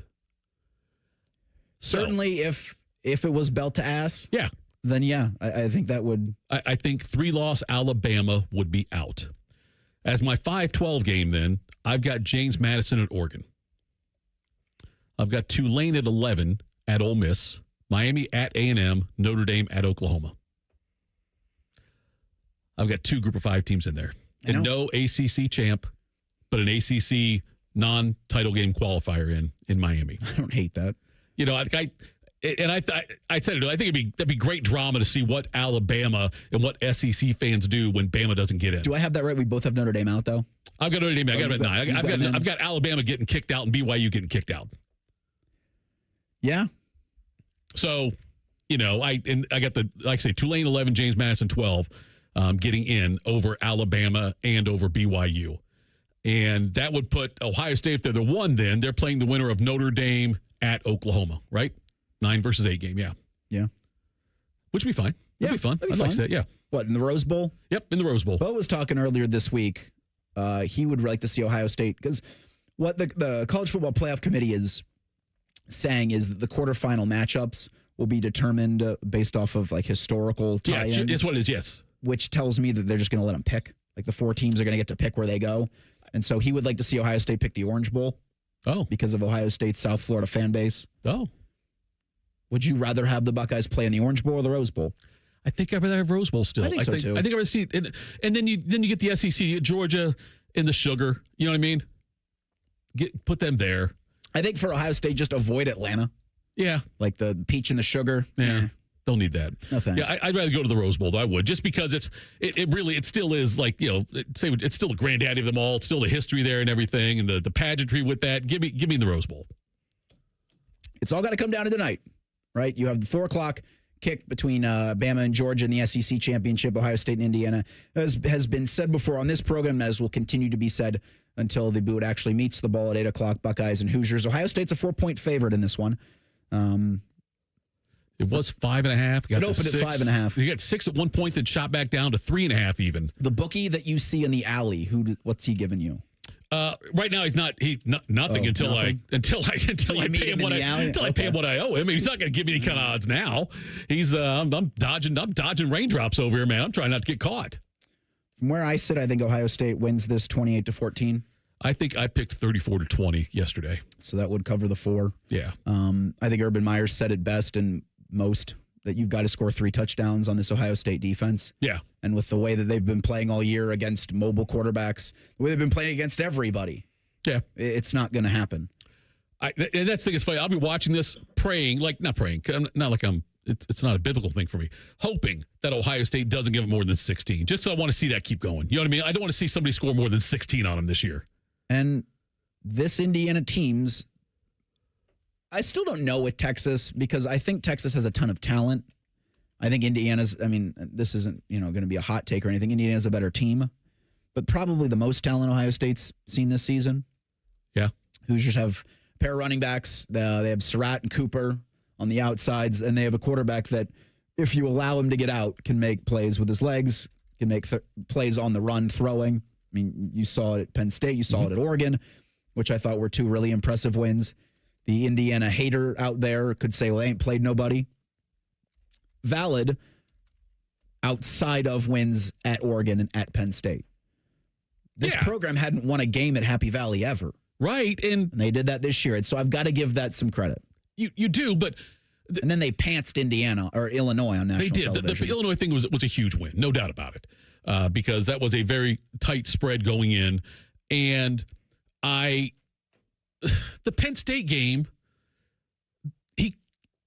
Mendoza got them into that trouble with his play. Sure. Oh, you know what I mean? Like Oregon, I think he threw a fourth quarter interception. Yeah, so it's do you want to give him credit for pulling it out, or do you want to say, you know what? You shouldn't have put your team in that position. Yes. Yeah, exactly. To answer your question, right? Yeah. Because I do think quarterbacks, and you certainly saw Will Howard last year was the first play. Yeah. He threw an interception against the Nittany Lions. Yeah, right. And then against Michigan, you saw Julian Sain's second throw was an interception. Mm-hmm. But they both bounced back from that. And so I think there's credit to be given for a quarterback to bounce back from that. And Will Howard led Ohio State to a win against Penn State. Fernando Mendoza led his team to wins at Oregon, at Penn State after throwing interceptions that allowed the other team to go ahead. Mm-hmm. Julian Sain was brilliant after that interception. He was. So I think there's credit to be given there. Well, there is, but we beat Michigan. Ohio State beat Michigan. Sain beat Michigan. Like I put myself on the team. Yes. I don't give up. No, you had a helmet on. Yeah, right. But it was still a convincing win. It didn't take a last-second miraculous catch by your tight end in the back of the end zone to win the game. No, but that play was made. I know it was made. So I can't take away from it. But what bothers me about it, though, is that Mendoza gets all the credit for that. And it shouldn't be Mendoza's credit. I think there's a conversation about why Mendoza is getting more credit than that, than maybe a Julian Saint would. We'll have that conversation next. Sports Saturday on The Fan. If you consider yourself a Buckeye fan, you've come to the right place. This is your heritage sports talker and home of Ohio State athletics, The Fan, Ohio's sports destination. 'Tis the season for making memories. Give the gift of more time together at Dick's House of Sport and join us for family fun events all season long. Plus, climb a rock wall, test the multi-sport cage, and perfect your swing in a golf simulator. And shop the widest selection of the hottest brands like Nike, FP Movement, Adidas, Carhartt, UGG, and Stanley. Unforgettable moments start here at Dick's House of Sport. Visit dicks.com/House of Sport to see what's happening this season. McDonald's is putting value back on the menu. Whether you're craving a Big Mac, McNuggets, or sausage, egg, and cheese McGriddles, make it a meal and save. Your favorite is now your wallet's favorite too. Extra value meals are back. Now get a sausage McMuffin with egg extra value meal, complete with hash browns and a small coffee for just $5. Only at McDonald's for a limited time. Price and participation may vary. Single item at regular price excludes tax. It's the Kia Season of New Traditions sales event. So don't just hang your own lights. Look for the northern lights. Drink cocoa on the beach. Or be a drive-by karaoke caroler. Because every new Kia comes with a 10-year, 100,000-mile limited powertrain warranty. So you can take holidays to places they've never been with a capable Kia SUV. And right now, get 0.9% APR for up to 60 months for well-qualified buyers and $1,000 bonus cash on the purchase of specially tagged new 2025 Telluride, Sorento, and Sportage models. Kia, movement that inspires. Call 800-333-4KIA for details. Financing for 24 to 60 months from Kia Finance. Subject to credit approval for purchase of a new 2025 Telluride, Sorento, and Sportage. $1,705 per month for 1,000 financed at 60 months. $1,000 bonus cash on specially tagged models must be applied as down payment. Must take delivery by 1/2/26. Offers may not be combined except where specified. Subject to dealer participation and vehicle availability. See Kia dealer for details.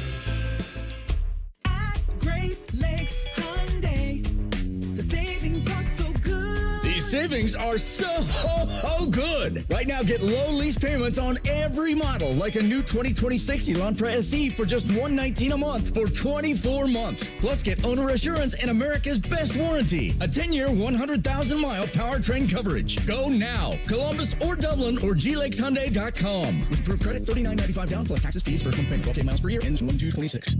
Score big this season with an MVP package from Lennox and Northland Heating and Cooling. Find out how much you can save on energy bills with a brand new 80% or high efficiency system. Right now, the championship package features a Lennox full system furnace and AC as low as $86.20. Call today for your free estimate and special savings on the championship package, or visit HVACNorthland.com. That's Northland Heating and Cooling, your local Lennox Premier dealer. Taking out the trash. Hey, Columbus, this is Zach Bourne. And Jacoby Bourne. When it comes to waste service, you want a team that knows how to deliver under pressure, just like Saturdays in the fall. At Bourne Brothers Waste Services, our team is built on toughness, teamwork, and consistent execution. We're the most reliable and customer service-focused waste company in Central Ohio. Whether it is recycling, trash, construction waste, roll-off containers, front loads, or compactors, we have it handled. Call now or visit bournebrothers.com and let us tackle your waste needs. Taking out the trash. Last year, I remember running around Hollywood Casino, hugging and high-fiving everyone during the scoop and score. I remember dancing around the sportsbook during the Natty. I'm Scotty Vegas, and there's no place to watch a game, especially a championship game, like Hollywood Casino Columbus and the sportsbook. Let's watch together. Prizes, great food, amazing screens, a championship watch party Saturday night. Join the fans Saturday night, starting at 8. Must be 21 or older. Gambling problem? Call 1-800-GAMBLER. Toyota Thon is on. Get in the spirit of the season with a new Toyota. Now through January 5th, get 4.75 APR financing on remaining new 25 Corollas and Corolla hybrids. Excludes GR and Corolla Cross. Or lease a gas-powered 26 Corolla LE for $199 a month for 39 months with $36.99 due at signing. With approved credit through TFS. Tax, title, and license extra. Call 1-888-36-TOYOTA for details or go to toyota.com. Toyota, let's go places. Career changers, including veterans and active duty service members. Your transition starts here. Go from GI to IT in a matter of months. Become a certified cyber warrior with training at My Computer Career. Cybersecurity specialists are in high demand, offering IT pros great opportunities and a rewarding lifestyle while protecting our people, liberty, and treasured institutions from cyber threats. Deploy your career in IT today at mycomputercareer.edu/CWP, an elite CompTIA certification partner. VA education benefits are available to those who qualify. Morning Juice, real football talk. Just two guys who aren't afraid to say what needs to be said. And that's how she wrote. Sponsored by Riverside Bank of Dublin. Now streaming mornings on YouTube and 10 TV Plus. Attack and dominate. Fan weather. From the Logan AC and Heat Services Weather Center. Highs are in the lower to middle 30s here for today, but we are tracking a better chance of rain and snow arriving here for tomorrow with highs in the mid-30s, and we'll catch a break in the activity here for Monday with a little bit more sunshine, partly cloudy and 29 for a high, but we are tracking the return of rain and snow here for Tuesday into Wednesday with highs in the 30s to near 40. And that's a look at your 10 weather impact forecast. I'm meteorologist Aaron White here on 97.1 The Fan. The Big Nine was a sad, incomplete place. Enter Ohio State. The rest is history. The Buckeye Show. Weeknights at 6. The Fan. Garnish your Bloody Mary with sports talk. You're listening to Fan Sports Saturday. Yes, you are. Part 2 of that Saturday Spectacular on this Big Ten Championship 11-hour Spectacular. Pre-game leads up to the 8 o'clock kick. So 8-ish. We'll chuck the deuces at 2:30. We'll have Tyler Danburg on. I think they're in Indianapolis. We'll have to check with him when he comes on here in about 8 minutes. Thank you to all of you participating in our YouTube chat. Chris says, watching the Texas Tech team, we're not losing to Texas Tech. It's hard to look around nationally and see a team that would beat this Ohio State squad. I think there are I've maintained there are two. One is the aforementioned Texas Tech Red Raiders. The other is the Indiana Hoosiers. But a lot of things have to go right for those teams, and a lot of things have to go wrong for the Buckeyes. Tito, we've talked all season about the adversity thing, and I've tried to push back against that every single week because I think the execution has allowed Ohio State to not get into adverse situations. Not as much the teams. There has been a lot of they ain't played nobody. Right. Rutgers, Purdue, UCLA. But Ohio State's executed so well against good teams, Michigan, Texas, that they haven't been in the adverse spots, but for early on in the game. Even Penn State, they were in adversity because they fumbled the ball 2 minutes before the half. Right. Still ahead. Right.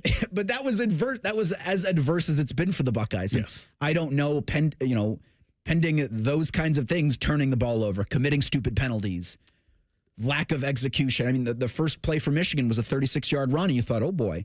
But they bent. They didn't break. Right. When Julian Saint turns it over, Michigan has to settle for a field goal, and you go, come on, Sharon, have some stones. But I think he knew, and he showed it later in the fourth quarter when they waved the white flag, that you can't out-execute this Ohio State team. At least Michigan couldn't. Now, I think Indy and I think Texas Tech are two teams that at moments can. Right. I think they could. Yes, it's hard to see it. As much maybe Ryan Day just beat it into my head too. But Ohio State's not playing Indiana today. They're playing Ohio State. I can't get there with you because I have a ton of respect for the Indiana team. So do I. Well, no, I guess I don't. You're right. I don't. You just said they're not playing them tonight. Listen, that sounded like such a nice and mature thing to say. And I totally get that because of how tough it is nationally. And I even think for this Ohio State fan base to respect the Indiana Hoosiers. Right. The basketball school, right? Not anymore. So, yeah, Dave, though, has said that every week. We play to our standard, we win. And he's right. Yes. And he's going to be right. I know. Until January 20th. Ryan Day, what he's doing at Ohio State, the culture he's built, the momentum they've got, the way the program is run, if you drop him in another college program, can it be duplicated? To this level, no, because of Ohio State's situation with what I push back against the born on third base thing. Yes. But Urban Meyer left Ryan Day a very, very good foundation and a great infrastructure. Mm-hmm. Mark Pantoni, I think, was a godsend. I think Brian Hartline being on the staff, I think you've seen what that's been elevated to. I think Ryan has shown that not only can he be a good CEO of the Fortune 500 company that is your college football team. Because in big boy college athletics, this is a corporation.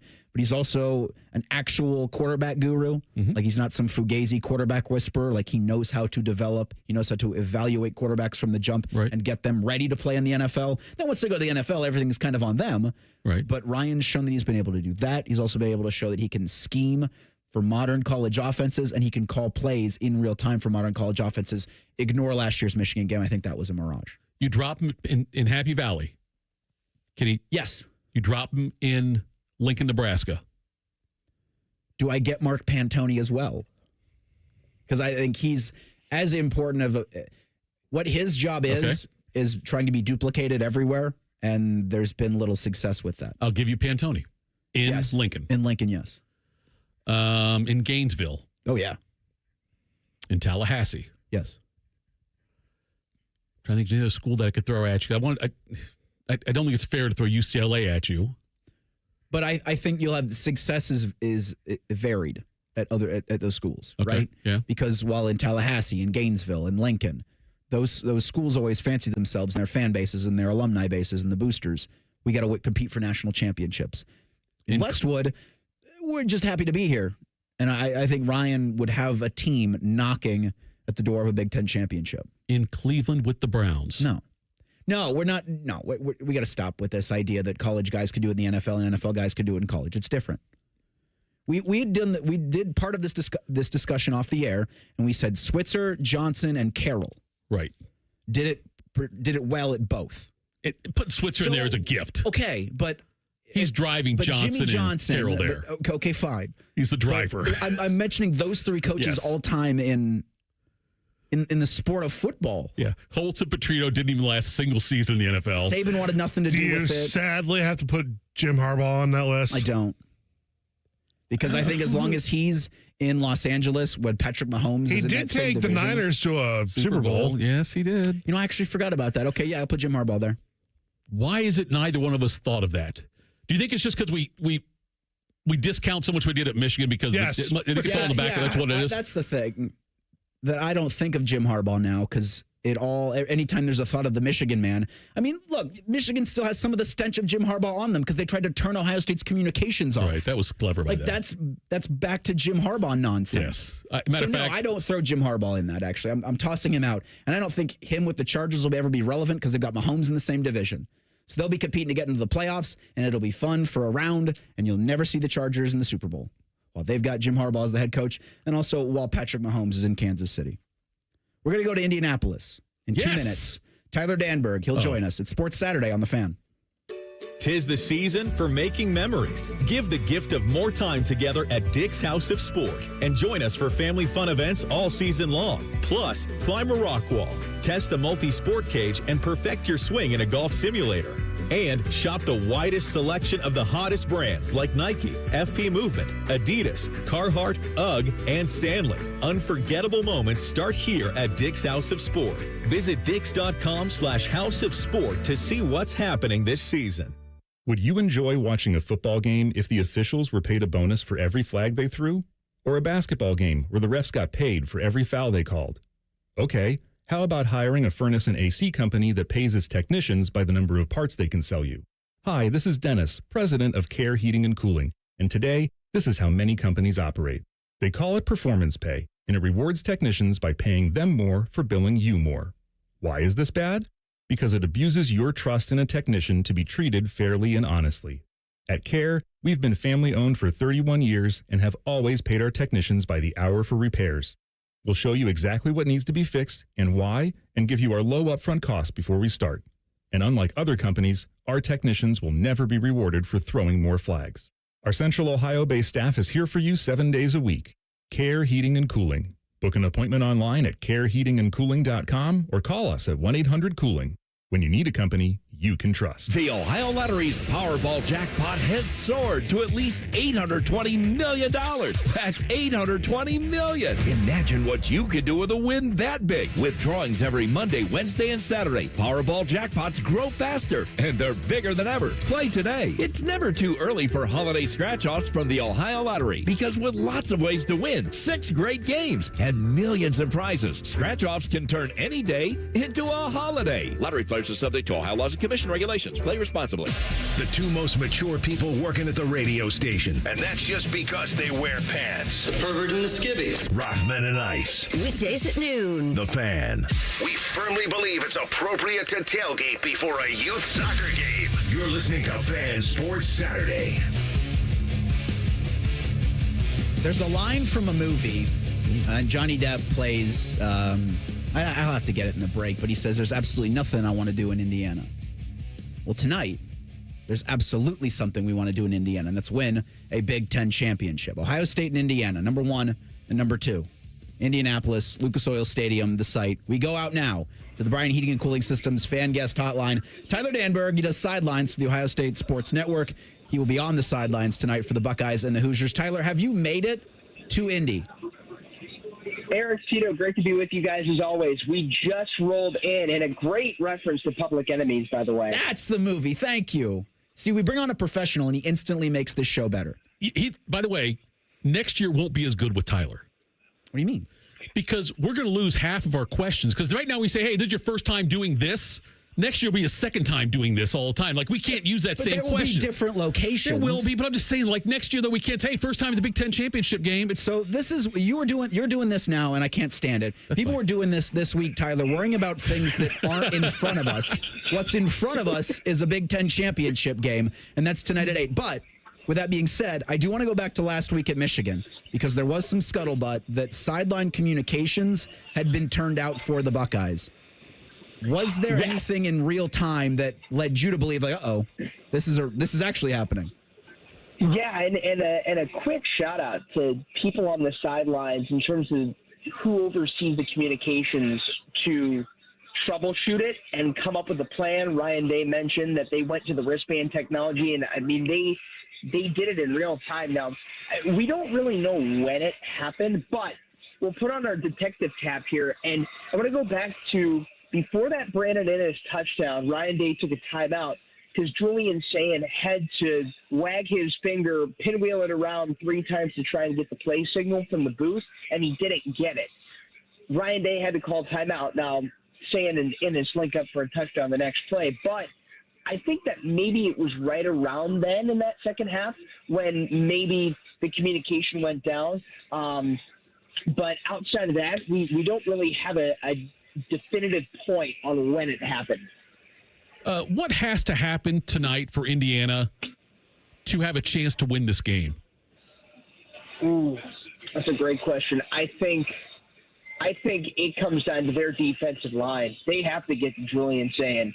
After this offensive line, after what Ohio State did to Michigan, when Philip Daniels, right tackle, said this week, he wasn't even sure what was said in pregame speeches. He just wanted to go out and murder Michigan. I think that I think that for Indiana to get this victory, I think it comes down to putting pressure on the Buckeyes quarterback and trying to find a way to control the line of scrimmage and beat this offensive line. But I think with the way the Buckeyes have been playing up front, they're peaking at the right time, whether that's in pass protection, and that takes running backs, tight ends, and O-linemen.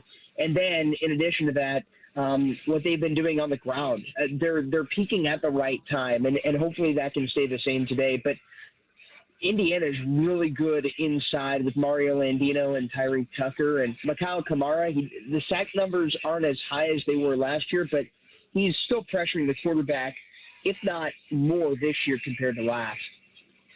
And Tyler, I think through the stretch of the season, the Ohio State offensive line has really bowed up.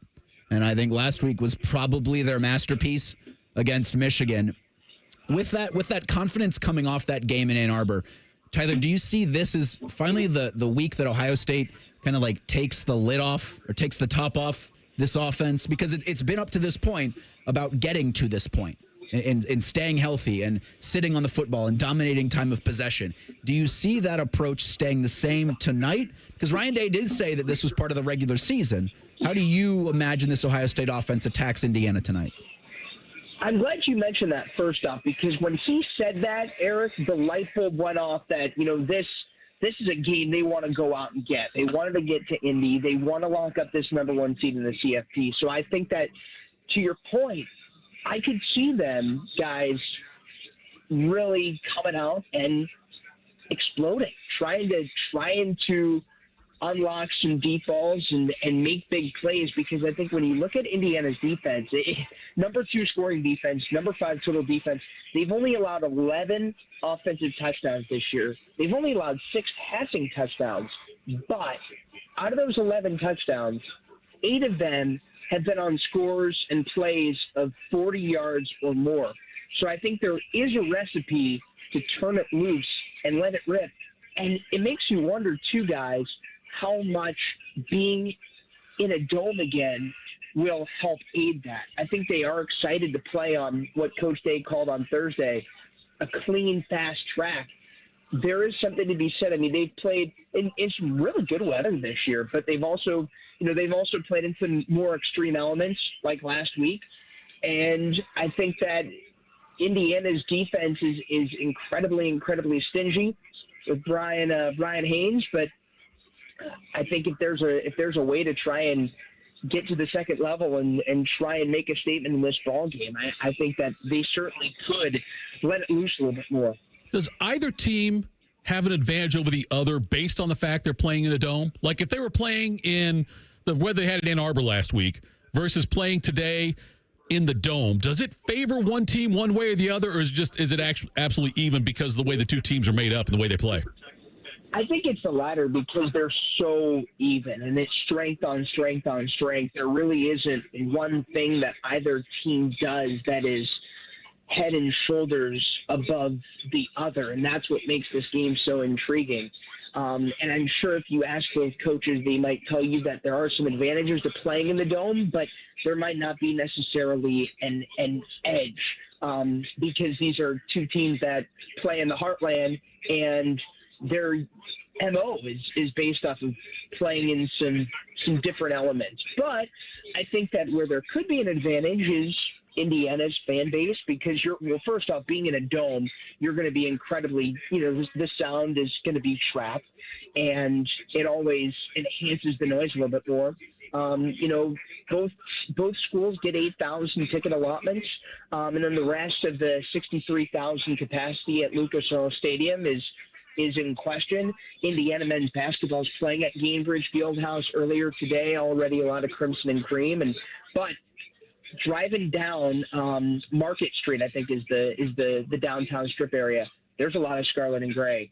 So I think that Ohio State, and it's only 150 miles away from Lucas Oil in Columbus compared to 50 miles of Bloomington. So it's not like Indiana is facing USC for the Big Ten title, but I will be really interested to see what the split is going to be between IU and OSU fans and how much of an impact that can make. Tyler Danburg is our guest. He sidelines for the Ohio State Sports Network. He'll be on the call with Paul, Jim, and Skip starting at 6:30 tonight. Tyler, I'd be interested in your opinion on the Heisman Trophy. Does it come down to the winning quarterback of this game? I think you certainly have to look at it as this is a game with Heisman implications, no doubt. I mean, both guys have just done incredible work this year. I think that, in my opinion, which means nothing, I think that it certainly comes down to this because where we are at in the Heisman Trophy, you look at a lot of different factors, but I mean, it's right at our fingertips here. There's so many different ways that we can compare and contrast Fernando Mendoza and Julian Sayin. Both are incredibly talented and worthy of the Heisman. But because of that, your criteria, you can factor in, well, who's the winning quarterback in this game? It's like trying to figure out, who's the better starting pitcher when it comes down to who's got the ball in Game 5 or Game 6 of the World Series. If you've got Paul Skeens on the mound against pick your poison like a 100. Paul Skeens against anybody in the game right now, and you try to compare and contrast them. Well, sometimes it comes down to if they're facing off against each other, who's the winning pitcher with the ball and who performs past the other. I think that it just goes to show you that this game's probably going to come down to who wins this game, and the Heisman's going to come down to who wins this game. I don't even know if that was words, but it was words. We got you, bud. It was words. And there's not much. The light bulb's not on right now, but I do think that whoever wins this game is going to probably have a little bit more of an edge in the Heisman. Let me get you out of here on this one, Tyler. I'm curious. So, like from week one, you first started doing this. Sideline reporter for The Ohio State University. And as I'm listening on the radio, I'm curious, how much are you moving around? Like if you have a step counter during the game, and is there something that you did when you first started doing this week one? You said, that was stupid. I should be doing this way. I should be doing something like this more. Is there something you've learned, a lesson or two since week one? I think the lesson is to move more and to not necessarily be stagnant and to try and find new places to go every single game. I think that's been the biggest thing. Try to be constantly moving around the benches, but to be also with your head on a swivel. So that way, if you're moving around too much and you're not taking anything away from that, then that's when you slow it down. And I think that was the biggest thing too. And I'd say, like, in terms of steps, there's definitely a lot of steps and definitely a lot of moving around. But I know, we were talking about sound, some of the sound communication guys that are on the sidelines that do such an incredible job. They'll walk about, 8 to 9 miles a game just because of how often they're going to be moving. Equipment managers, Kevin Reese, Kevin Nurl, those guys are the movers. Quinn Temple, Austin Edwards, those guys are the movers. But I think that's definitely Tito. One thing is to constantly be on the move. Yeah, keep them chopping, keep the feet moving, head on a swivel. Tyler, we look forward to hearing you on the broadcast tonight. Enjoy the hell out of what should be a really incredible game and an incredible atmosphere. As we've still got a little over about a month and a half left with you on the sidelines for Ohio State. Thanks, bud. Thank you, guys. Appreciate the time. And he joins us courtesy of the Bryant Heating and Cooling Systems fan guest hotline. Yeah, I didn't think about the step counter for some of those guys, especially the equipment managers. Oh, sure. And everybody trying to make sure that everybody's got everything at any given moment. And last week's just hilarious to me with what Michigan was trying to do with those communications. And it's still, again, I can't think of much that happened this week that's going to take down how good I still feel from that ass whooping in Ann Arbor. Yeah. Like, that's going to be something, and Ohio State fans, you rest on for a long time. That was a cathartic win. Did we get a meme yet of with maybe Connor Steigen's doing a thing where pulling plugs out of the press box or something, or do we get a meme of maybe Harbaugh up there? He's the one back there. He's the one back there, something like that. Power cord. Yes, I haven't seen a meme on that one yet. Hey, go to hell, Michigan. Enjoy the Citrus Bowl. Because Ohio State's playing for the Big Ten championship and a number 1 seed in the college football playoff that comes out tomorrow at noon. Hear from Ryan Day on his thoughts on how this game, how he expects things to go, and then what it means for a run that starts today in the postseason and that ends on January 19th. It's Sports Saturday on The Fan. We're the highest rated sports radio station in America. There's no joke there. We just are. The Fan, Ohio's sports destination. Get Eco. Every kid deserves new toys at Christmas. Ho, ho, ho! Merry Christmas! Get Eco. Eco plumbers, electricians, and HVAC technicians donate thousands of dollars to Toys for Tots each year. And this year will be our biggest donation ever. Are you willing to buy a new toy for a little kid this Christmas? Every Eco location in Ohio is officially a Toys for Tots drop-off location. And every Eco plumber, electrician, and HVAC technician will be delighted to transport any new unwrapped toys that you would like to donate to Toys for Tots. Buy a toy for a kid this Christmas? Or a bunch of new toys. And give them to any Eco technician you happen to see. To drop off a new unwrapped toy at the Eco location nearest you, just go to geteco.com for our street address. Get Eco. Generous plumbers, Merry Christmas electricians, and buy a kid a new toy this year, HVAC technicians. Geteco.com.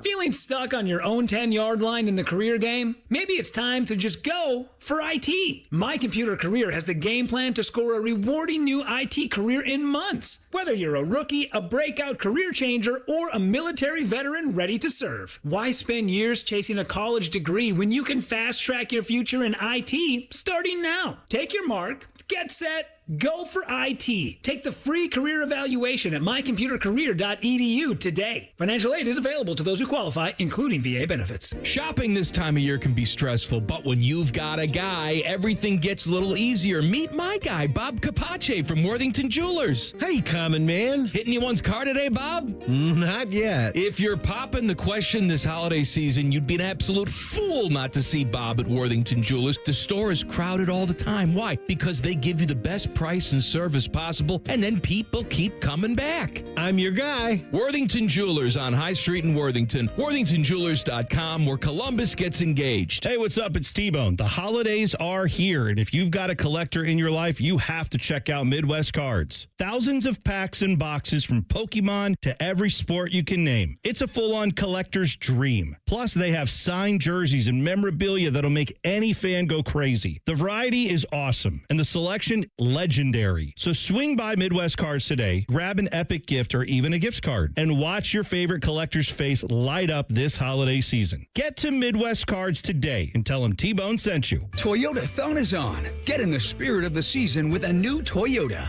Now through January 5th, get $3,000 customer cash on remaining new 25 Tundras. Or get 0.99 APR financing plus $1,000 TFS APR cash. With approved credit through TFS, excludes TRD Pro. APR cash must be applied to deal. And every new Toyota comes with 2 years no-cost maintenance. For complete details, go to Toyota.com.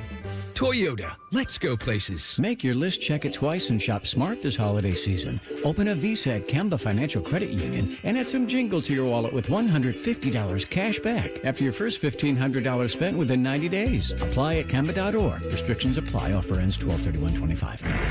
Ride off, then write off when you take advantage of the year-end tax break offers at Bobcat Enterprises. Right now, Bobcat has 0% financing for 60 months on compact tractors. Use tax code deductions to maximize your reinvestment power and gain a competitive edge for 2026. Plus, you can lease, finance, or directly purchase equipment and still apply for the tax deduction. Stop by Bobcat Enterprises in Hilliard, Reynoldsburg, or Zanesville, or see our full line of products at bobcatent.com today. Offer expires 12/31/25. We at The Fan have created a show where you can be a homer, a hater, or whatever you want to be. Your family might not listen to you, but we will. Sunday mornings at 8. It's the Fan Call-In Show, presented by the Sportsbook at Hollywood Casino Columbus. You're welcome.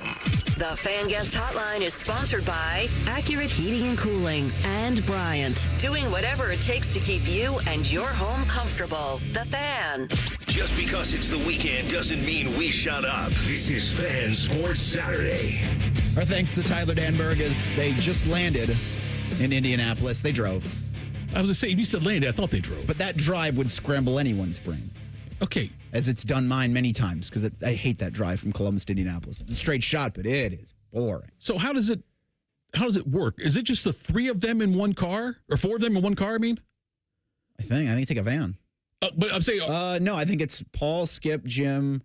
And Tyler. Tyler, CB, DR might be with them. Okay, I think DR drives. So I was curious who, do you make somebody drive? I don't know if you make. I say who. Shouldn't it be Tyler driving? He's the new guy. He's got his temps. He's got his temps. I don't know if he can drive. Yeah, I would honestly ask who would like to do this, right. And then you pick them to do that. I see Tyler in a sidecar outside the van as an initiation thing for the season. Yes. He's carrying everybody's bags and he's rolling in the equipment. And Rusty Roder wants to know, asked a tough question. Referencing The Office. He wants to know if Adam King is the Andy Bernard of the station. Of the studio. He went to Cincinnati, not Cornell. I know he did, but still, is he just the... No, I don't think so. You don't think so? No. I don't know. Someone also asks why I'm wearing a CBJ sweatshirt during game day. Game day, yeah. That's a good question. I just picked it out, and here's what I have on. We appreciate everybody following along on the YouTube and in the YouTube chat, and everybody making us a part of their championship Saturday. Usually wear the Star Wars shirt. I have I've worn the Star Wars shirt almost every week, I think, here. So if they lose, just so you know. Should I have done the Star Wars shirt for this? We'll wait and see the game tonight before we decide that. But I just want to know, everyone, he's on Bishop Friends throughout the week. So if we lose this game because of the Star Wars shirt. Monday morning, I did the update in a Columbus Crew yellow sweatshirt, and I had a blue coat on. So the Victory Monday, the Reaction Monday for Ohio State, Michigan, I was wearing blue and yellow. It should show you how much thought I put in to the wardrobe. Speed Skis asks, no SU pregame today. No, basketball Buckeyes are on the Fan too. That's 1460 on the AM dial. They're playing Northwestern here in about 10 minutes.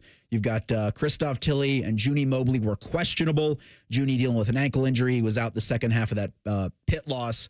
Christoph Tilley, an undisclosed lower body injury. Both of those are good to go today. Yes. At the Welsh Ryan Arena near Chicago. But that's over on the Fan too. You'll have Neil Sika, and he calling the game because Paul's in Indianapolis for Ohio State and Indiana, the Big Ten Championship. Is Danburg calling the women's game tomorrow? I would imagine not. It's in Evanston. Right. Yeah, okay. So Doesn't move up in this world, then I guess. Do you want to do that? No, I'm not going to do it. No, you kidding me? No, I'm just saying, if you really keep moving up, you got to take on these tough assignments. That's all. So Indiana leads the country in turnover margin, and I think that's probably the key stat for this game tonight. Ohio State hasn't won the turnover battle in a game since Wisconsin. Now it's been 1-1. Buckeyes have had a turnover and then turned the other team over. But I think looking at that and where Indiana has been so advantageous this season is taking the ball away and scoring off of those turnovers. Now, they've also gotten caught when they turn the ball over, getting scored on, as you saw in the Penn State game. That necessitated Fernando Mendoza to have his heroics in that late game because he cost them their lead. Yes. That, I think, is going to be key early for Ohio State and Indiana because Indiana, what they did to Illinois was they jumped on them early. Yeah. And then Kurt Signetti said, blanket, I'm just going to keep my foot on the pedal. Yeah. Ryan Day hasn't. It's just been two very different approaches from these coaches through this season because Signetti's all about dominating opponents, and it's been a lot of that that you just spread it on. Ryan Day's, we're going to win these games, but we need to do so keeping our health and dominating time of possession. They play so damn slow. Ohio State does this year compared to other years. By design. And it's worked out perfectly. Wonderfully it has. Yep. Which is why now, and I want to bring this up to you. You asked Tyler the question, do you think he'll open it up now? And I don't know if you were talking about tempo or just about play calling. Both. Okay, but so wouldn't that go against, because the reason the tempo things work so well, and I think I heard you guys talking about this. Maybe it was Bo, but talking about how that's why the defense gets rested. You know what I mean? They're not going out there. So it's designed to help that out. You're putting your defense in great positions. Right. So does it make sense to go to change that up now or at any point going forward? I would think not today. And that's why I asked Tyler about it, because I think Ohio State's offense right now is like a car with a governor on it. Okay. And I wonder if you wait to the college football playoff to take off that governor. Okay. Because you're still and I can't get out of my head Ryan Day calling this a regular season game. This isn't, but if he's still considering it like that, then I have to go, all right, well, if the head coach is telling you how they're going to approach this, then I think they try to do that happy medium where they get Julian Saint out there with 300-plus yards passing, 3 touchdowns. You get Jeremiah, you get Carnell, a nice, long, deep shot. Yeah. But you also just feed Bo Jackson, and you let Isaiah West and you let C.J. Donaldson eat. Yeah, it sticks in my mind I think when you can Now, the more I think about it, I think if they can get a lead in the third quarter, he is going to grind Indiana into the ground. Yeah. 12 plays, 80 yards. It's going to be 7 like minutes that. off the clock. Yeah. Because that Michigan drive was as satisfying as I can remember watching an Ohio State offense that just ground them into the dust. The snow, I guess. It sticks in my mind, too. You saw something sticking in your mind, but like when Day early in the season, I think it was during the season, not preseason, when he said that people talk about using tempo and, tempo. He said, we want to use tempo as a weapon. Yeah. You know what I mean? When you say, usually people say you play with tempo, they think it means you're going to go all out, run and shoot and quick plays and going to the line right away, getting a lot of snaps in. But his methodical way of looking at it was, no, we're going to use a slower tempo to our advantage. We're going to weaponize tempo is what we're going to do. Indiana's only chance of winning is Mendoza going nuts. Why give him the football? Yeah. I think for your point, Tito, you have tempo in your back pocket. Yeah. And you show teams at any point we can bring this out. Yeah. But I think to your point, Nate, if Mendoza's Heisman candidacy is on the line and Kurt Cignetti knows that, guess what, Indiana, you're not doing? You're not getting the football. Yeah. And Ohio State, and if they want to at any point, can be like, all right, now we're going to open up this thing, and we're going to do a 3-play, 80-yard drive that takes up a minute, because we can.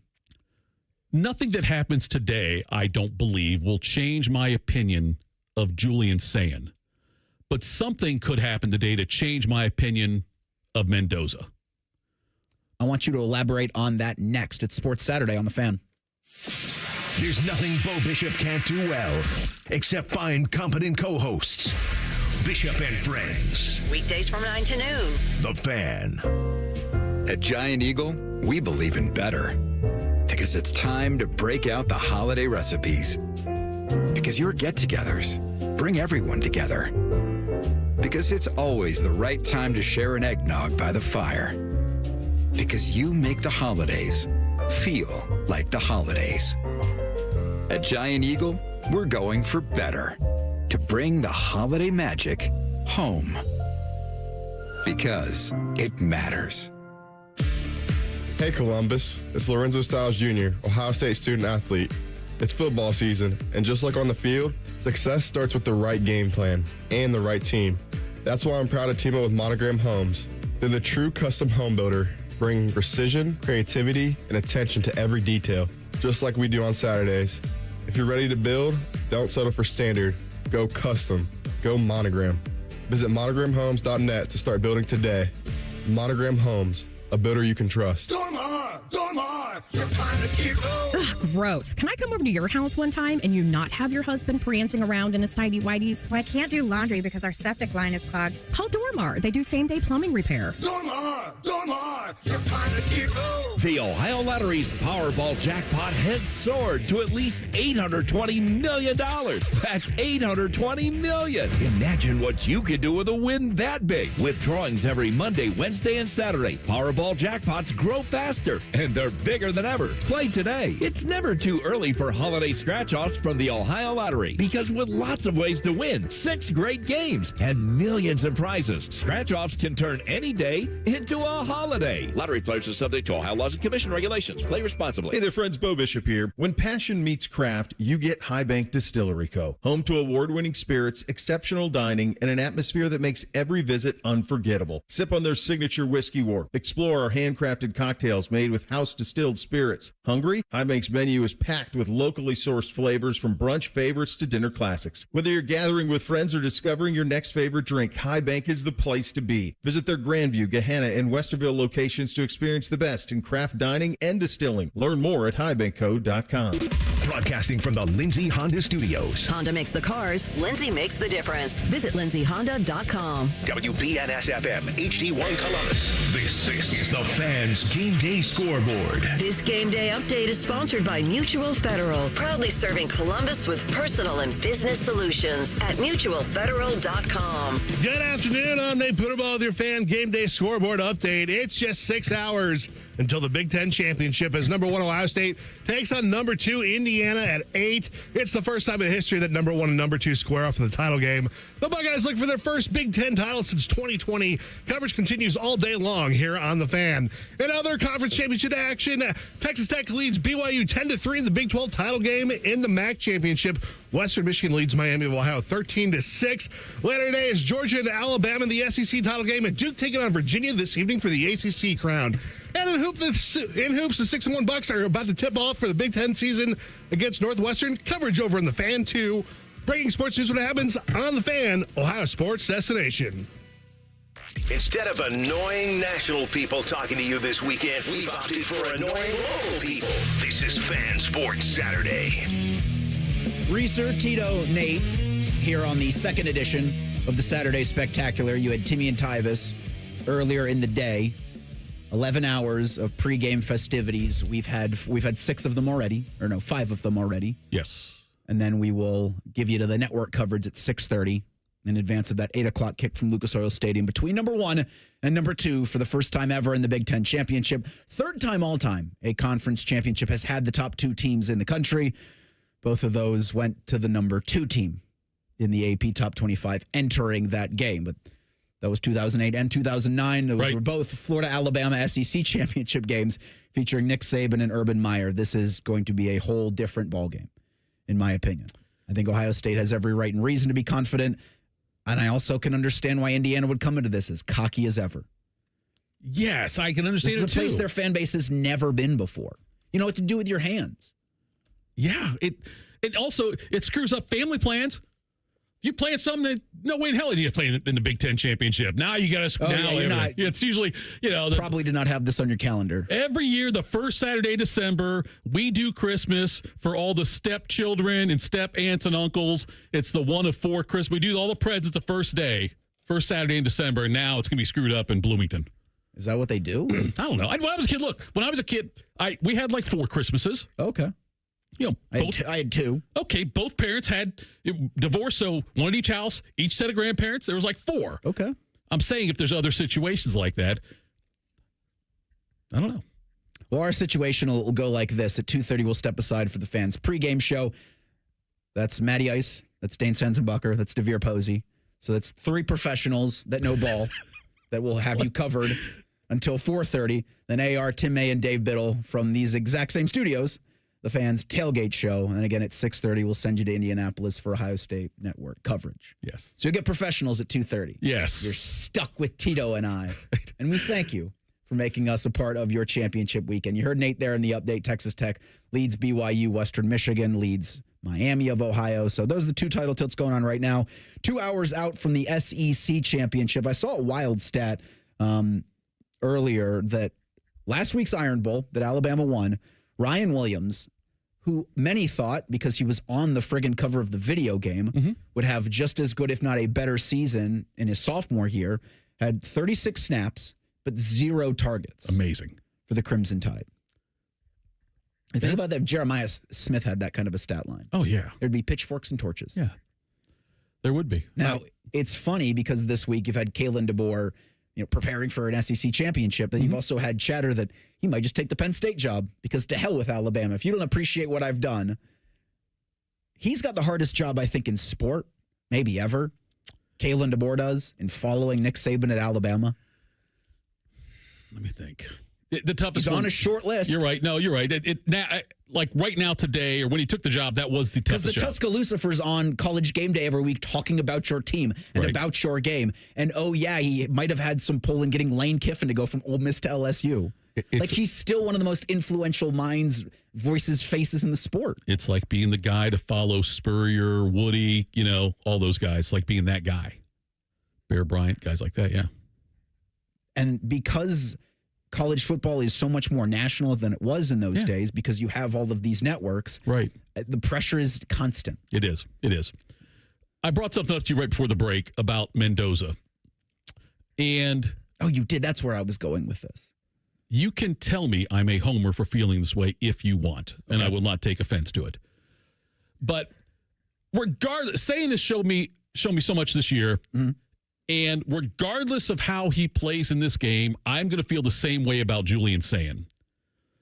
But because it's Mendoza in Indiana, if Mendoza goes out and has an awful game, I will be thinking to myself and saying on these here airwaves that Mendoza was overhyped.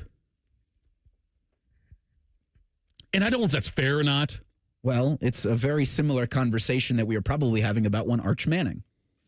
Yeah. Right? You're probably right, yeah. Because I'll wait to see to the game to see if it's Mendoza or if it's what Matt Patricia and Ohio State's defense did. Yeah. I'm more on the line of it's just going to be Ohio State's defense is just that good.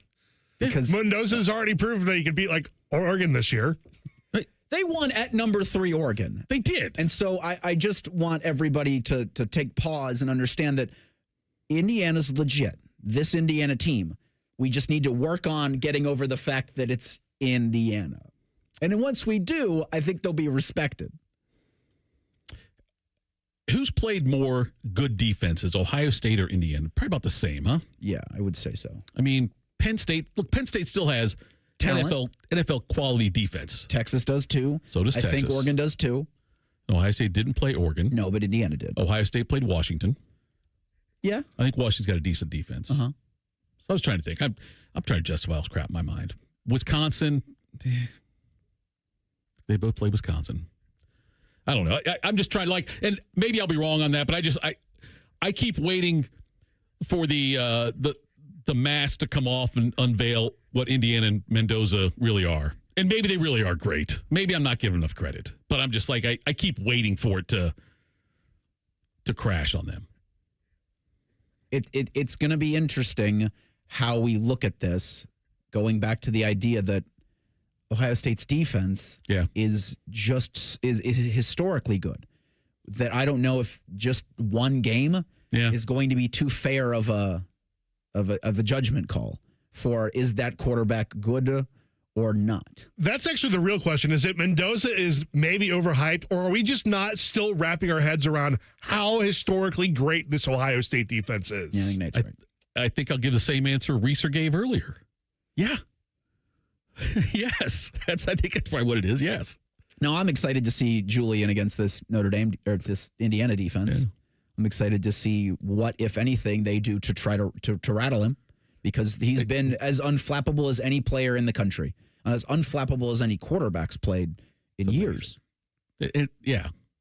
His completion percentage is just unreal. And there's a very good reason why, and you've probably heard this for maybe a couple of weeks, as those two have been kind of jockeying. I know Diego Pavia is there, but they've been jockeying for the betting odds at the Heisman Trophy. Now, here's Ryan Day talking earlier this week, and he was asked if the winning quarterback of this game should have the Heisman Trophy. It's a great award that's been around for a long time. You know, I think there's probably an argument to be made somewhere along the line that, maybe they should wait to see how the whole season plays out before they decide. But that's not the way the tradition goes, and that's not what they do. So, they'll go through that process. And, I think the award should go to the best college football player in the country, not necessarily somebody who has the most stats. And that takes a skillful eye to be able to identify that. I've been very fortunate. I went when I was young, when Ron Dane won it, and got a chance to the Downtown Athletic Club to go and experience what that was like. Drew Brees, I think, was one of the finalists at the time. And even as a young person, it was just such a great experience for me to meet people like Steve Spurrier and some of the former Hopalong Cassidy and some of the former guys who were there at the time. And now I shudder a little bit because he says you need to have a keen eye when choosing the Heisman. And I go, well, that probably eliminates Eric from that. Reiser's got one. See y'all later, folks. Reiser's got a vote. He's right that it should go to the best player. Orlando Pace. But also the best, it should, I'm torn because we know who the best college football player is, right? Yes. We know who probably the best defensive college football player is, right? We do. And neither of them. Jeremiah has an opportunity tonight to be a finalist, but Jeremiah is not going to be the Heisman Trophy winner. Right. That's fair. Yeah. And look, I think you and I talked about this last week. Maybe we've talked about it every week. I don't know. I think we do, Tito. No, this one part, though, that the Heisman, when they used to give it out that first week in December, there was one game left in the season, your bowl game usually, when it first started out. Now they're going to give it out, and teams might have 4 more games. That's a quarter of the season still. They should wait until after the playoffs to give it out. I disagree. There's regular season MVPs for a reason. Well, I think that is a different conversation, right? I think then you do issue, because they love doing these awards, because then you can get somebody to sponsor it. Right. Looking at what Julian Saint and Fernando Mendoza are up for awards-wise. They've still got the Manning Award, the Davey O'Brien, the Walter Camp Player of the Year Award, obviously the Heisman Trophy. So they don't have a problem creating new awards for these things. And so I think there should be a differentiator. The best regular season, the player with the best regular season, I think, should be the Heisman Trophy winner. And then that's most outstanding season. If you go with the other route where it's through the playoffs, it's just going to be the best player on whoever wins the national championship pretty much every year. More often than not. So if you did a playoff MVP style of award, I don't know, if you want, don't do what the Big Ten's doing and giving it like the hyphen. No, don't. That's bad. Because the offensive player of the year is the Big Ten Graham George offensive player of the year, Yes, and it's like the Schembechler Hayes coach of the year. Just, you don't have to go that route. Fernando Mendoza was the Big Ten offensive player of the year. Julian Sang, Big Ten freshman of the year. Mendoza was first team All Big Ten and second team All Big Ten. They're probably going to be 1 and 2 in voting for the Chicago Tribune Silver Football, which is the Big Ten player of the year. And then likely what we'll see with the Heisman Trophy is winner. Maybe Diego Pavia gets some points love from the South to elevate him to second. But do you like the idea of calling then a trophy after the season ends? Heismaner. Sure. Heismaner. We'll workshop it. Sounds like it's been workshopped. Well, that's just one focus group. So maybe we can run it through another You get with the group. You guys all talk together, right? All the voters on one Zoom call? Yes. You can bring that up. Yes. Thank you. I won't, but that's an idea. Thank you, and thank you for putting that out. Heismanist. I think for Fernando, he's a really, really good quarterback. I think you will hear his name early in the NFL draft. I don't know if that'll translate to being a franchise quarterback. It'll certainly be the catalyst for the Hoosiers tonight against the Buckeyes. You'll hear from the Boy Scout quarterback of Indiana coming up next. Sports Saturday on the Fan. Tweet from a listener. Are you carrying the Buckeye game today? Considering we've never not carried one, yes. The answer is yes. The Fan. Feeling stuck on your own 10-yard line in the career game? Maybe it's time to just go for IT. My Computer Career has the game plan to score a rewarding new IT career in months. Whether you're a rookie, a breakout career changer, or a military veteran ready to serve. Why spend years chasing a college degree when you can fast-track your future in IT starting now? Take your mark, get set, go for IT. Take the free career evaluation at mycomputercareer.edu today. Financial aid is available to those who qualify, including VA benefits. Last year, I remember running around Hollywood Casino, hugging and high-fiving everyone during the scoop and score. I remember dancing around the sportsbook during the Natty. I'm Scotty Vegas, and there's no place to watch a game, especially a championship game, like Hollywood Casino Columbus and the sportsbook. Let's watch together. Prizes, great food, amazing screens, a championship watch party Saturday night. Join the Fan Saturday night starting at 8. Must be 21 or older. Gambling problem? Call 1-800-GAMBLER. Would you enjoy watching a football game if the officials were paid a bonus for every flag they threw? Or a basketball game where the refs got paid for every foul they called?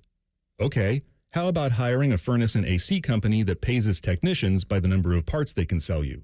Hi, this is Dennis, president of Care Heating and Cooling, and today, this is how many companies operate. They call it performance pay, and it rewards technicians by paying them more for billing you more. Why is this bad? Because it abuses your trust in a technician to be treated fairly and honestly. At Care, we've been family-owned for 31 years and have always paid our technicians by the hour for repairs. We'll show you exactly what needs to be fixed and why, and give you our low upfront cost before we start. And unlike other companies, our technicians will never be rewarded for throwing more flags. Our Central Ohio-based staff is here for you 7 days a week. Care Heating and Cooling. Book an appointment online at careheatingandcooling.com or call us at 1-800-COOLING. When you need a company you can trust. He opens his toolbox before he opens his wallet and believes you can fix anything with 20 minutes and some pride. He's Mr. DIY, and when he needs metal, he goes to metal supermarkets. Artists, hobbyists, machine shops, maintenance professionals, and welders all count on metal supermarkets for over 8,000 metal products, shapes, and grades. If it's metal, they've got it or can get it for you. Cut to any size and ready fast. Visit the family-owned franchise on North Wilson Road or Columbus at metalsupermarkets.com. Toyota Thon on, and there's no better way to get in the spirit of the season than with a new Toyota, like the best-selling Toyota Camry. Now through January 5th, get 4.75 APR financing on remaining new 25 Camrys, or lease a new 26 Camry LE for $269 a month for 39 months with $36.99 due at signing. With approved credit through TFS, tax, title, and license extra. Call 1-888-36-TOYOTA for details, or go to toyota.com. Toyota, let's go places. Bobcat Enterprises says thank you for your support as they celebrate 50 years of serving the construction industry. Established in 1975 in Cincinnati, Bobcat Enterprises has expanded to 9 stores to meet you where you are in Ohio, Kentucky, and Indiana. Find equipment for any construction project, including compact track loaders and excavators. Plus, Bobcat Enterprises rents compact equipment and attachments. Find current specials and locations at bobcatent.com or follow Bobcat Enterprises Inc. on Facebook. Bobcat Enterprises, 50 years working for you. It's the Kia Season of New Traditions sales event. So don't just hang your own lights. Look for the Northern Lights. Drink cocoa on the beach. Or be a drive-by karaoke caroler. Because every new Kia comes with a 10-year, 100,000-mile limited powertrain warranty. So you can take holidays to places they've never been with a capable Kia SUV. And right now, get 0.9% APR for up to 60 months for well-qualified buyers and $1,000 bonus cash on the purchase of specially tagged new 2025 Telluride, Sorento, and Sportage models. Kia, movement that inspires. Call 800-333-4KIA for details. Financing for 24 to 60 months from Kia Finance. Subject to credit approval for purchase of a new 2025 Telluride, Sorento, and Sportage. $17.05 per month per $1,000 financed at 60 months. $1,000 bonus cash on specially tagged models must be applied as down payment. Must take delivery by 1/2/26. Offers may not be combined except where specified. Subject to dealer participation and vehicle availability. See Kia dealer for details. Rothman and Ice. Stepdad used to pull me on my skateboard from the back of his motorcycle. Are you going double knee pads? No pads. Oh, you were kidding? Were you wearing a helmet? No. What? Rothman and Ice. Weekdays at noon. Sponsored by Pella Columbus. The Fan. Fan weather. From the Logan AC and Heat Services Weather Center. Highs are in the lower to middle 30s here for today, but we are tracking a better chance of rain and snow arriving here for tomorrow with highs in the mid-30s, and we'll catch a break in the activity here for Monday with a little bit more sunshine, partly cloudy and 29 for a high, but we are tracking the return of rain and snow here for Tuesday into Wednesday with highs in the 30s to near 40. And that's a look at your 10 weather impact forecast. I'm meteorologist Aaron White here on 97.1 The Fan.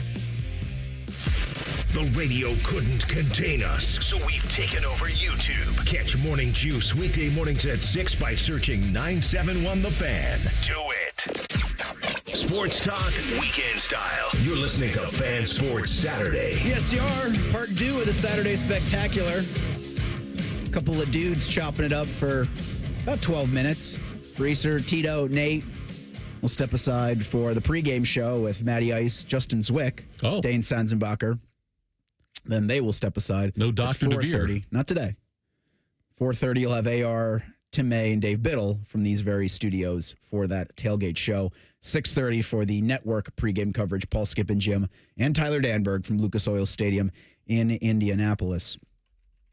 I've been kind of paying attention a little bit for Ohio State and Northwestern. Buckeyes have a 1-point lead, 20-19, with 11 minutes left to go in the first half from Evanston. If you want to hear that game, it's over on the Fan 2. That's 1460 on the AM dial. Tito, I said I was going to play some Fernando Mendoza.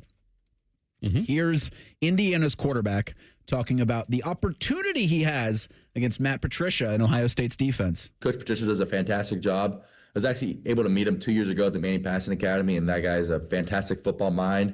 I was a Patriots fan growing up, so I've been lucky enough to watch his defense for a long, long time. Not at that point, I wasn't watching defenses very technically, but just I've always had the pleasure of being a Coach Patricia fan.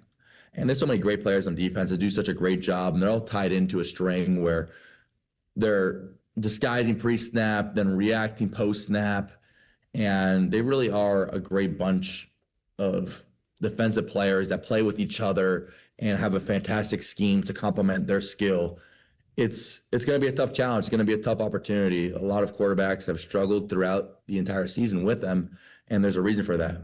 However, I think it's a great opportunity and challenge for the Indiana offense in order to play the Indiana brand of ball that we want to play in order to go against such a great defense. Yeah, he's the man you got to keep in the cage tonight. You got to turn the pocket into a cage.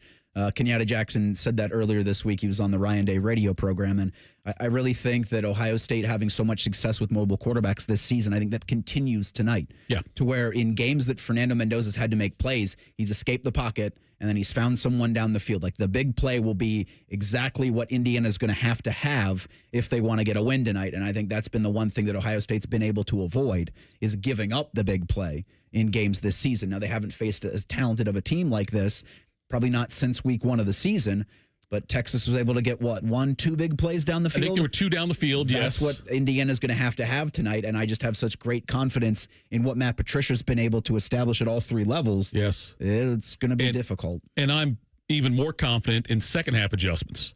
Like, hell, the game plan coming in. That's been huge for both sides of the ball for Ohio State this season is the way they've been able to just put the clamps on everything in the second half. And I mean clamps on the offense, too, because it's just been a sit on the football and grind whichever game they want to out. Go back and look at the last few years, though, even 5 years maybe. Ohio State has rarely been outplayed in the second half of a game. Now, the Michigan games, I got it. The game maybe in Eugene, right? Outplayed in the second half there. I'd say so. But by and large, though, there's not many times, even when Knowles was here, now, like I'm going back that far when Knowles first got here to now, and looking at this team, they rarely get outplayed in the second half. If there's one team to do it, I think Indiana has certainly the capability, but there's not a long list of teams after that. Yeah. That you think about. I just saw this confirmed Big Ten Bowl destination. So I told Michigan to go to hell and have fun in the Citrus Bowl. They are going to be playing in that. Iowa's playing in the ReliaQuest Bowl, Nebraska in the Las Vegas Bowl, Illinois, the Music City, Penn State in the Pinstripe Bowl. That's at Yankee Stadium, right? Yeah, they're doing football at baseball stadiums. There you go. It'll be Terry Smith. That'll probably be his last game as Penn State's head coach. If you missed the news, Matt Campbell's coming from Iowa State going to Happy Valley. Terry Smith's going to be on as an assistant. He's probably one of the only names that you know currently on Penn State staff that will remain. Doesn't look like Jim Knowles is going to be keeping his job, so he'll be in the wind. I saw someone put on the chat that Knowles to Vatek. There's no chance. I mean, that after you've had the Jim Knowles experience that you would want to sign up for that again. I can't imagine. I know, I just cannot imagine that. I can see it. Highest paid assistant, 1 season. He did a tremendous job at Ohio State, but I think what was difficult then has become almost impossible now. You bring your fun binder into the room, and everybody's got to work to be in the binder. And it's like you can't do that now because the transfer portal is so prevalent that you have to see, here's what I've, and this is, again, what Matt Patricia's done so well. What do I have? Okay, I have all these great ingredients. Here's the meal I'm going to make. Yeah. Here's what I'm going to present based off what I've got. Yeah. And that's why I think you've seen guys that were on this defense last year that played well flourishing this season. Yeah. And I just don't think Jim Knowles has that in his bag like Matt Patricia does. How old is Jim Knowles? However old he is, add 5 years, I think. I think he looks older than he is. I can't remember what his age is, but I keep thinking he's... I told you he was 60 years old. He's 65. He's okay. I'm saying, no, he's 60. I got it, but he's 65 in just life. In regular year. Yeah, it's just it's 65 is what he is. Let's when they do those charts for like, how old are you really? And I come back, I'm like 70. I've got the health of like a 72-year-old that's in bad health. Jim Knowles is 65. Trying to see who got the job at Oklahoma State because that was open. I've got Eric Morris from North Texas. Okay, yeah, is going to be the head coach of the Cowboys because Daniel popped into the chat and said back to Oklahoma State, and maybe there's a chance. Maybe there's that. Yeah. Of the 2 Big Ten jobs that were filled this week, Pat Fitzgerald at Michigan State or Matt Campbell at Penn State, who has more success immediately? Immediately. Gosh. I would say immediately it's going to be Campbell. I agree. But I wonder if Penn State even tried to get Fitzgerald. I think Fitzgerald would have been a better hire for Penn State. I do too, actually. And I thought the Satake stuff was weird because it didn't seem like it wouldn't have been a good fit, in my opinion. Satake is a tremendous coach. By the way, look at BYU's campus. Their roster. They get a lot of guys from Hawaii. I think they have like a satellite campus over there also. Yeah. And so like that's why I feel like the culture and the way the way that team is built. It's just I don't think he'd be a fit for Penn State either. But if Penn State did not reach out to Fitzgerald, shame on them. If they did, wow, that says something. Fitzgerald turned them down to go to East Lansing. What do you have score prediction for tonight? I got 34-20. Indiana. 34-20. I'm going to go with Ohio State in that one. 28-14. Ohio State in this. If you look on my phone, I've got Ohio State laying 5.5. They win by at least 5.5. Nate? I've got Ohio State 34-17 because Ryan Day would not disappoint me on my birthday. Oh, happy birthday. Thank you. We've gone 2.5 hours without acknowledging the birthday boy. I'm surprised. Bad job out of us. I don't know why the cake isn't here. We ordered one for you from both of us here. Maybe we gave him the wrong address. We apologize for that. It might be here at 3:30. Yeah, 3:30 will be here. Whatever you get from the station, though, understand this. It's from all of us. How old are you? We'll talk about that later. Oh, here we go. Never mind. Cancel the damn cake. He's not going to tell us. Why are you doing this thing with age, man? I'm just saying, because I'm the oldest one here. I'm 54. How old are you? I'm 41. Thank you. 35. I don't, Reese, I don't need to hear your age. We know you're young. You're 30 is what you are. Yeah, I mean, you're the other way. It's about how you feel. It's all about how you feel. No, and you look I did that. great. You don't know what a Spotify Wrapped is, do you? A Spotify Wrapped? Yeah. I'm 34 in my listening age, so that tracks. Oh, I thought it was something you eat. No. Like a wrap. You've got a lot more Ohio State pregame content to consume as we are 6 hours into the middle of the sixth hour. You keep getting this of wrong. 11 hours of pregame coverage. Matty Ice, Dane Senzenbacher, Justin Zwick, up next on The Fan.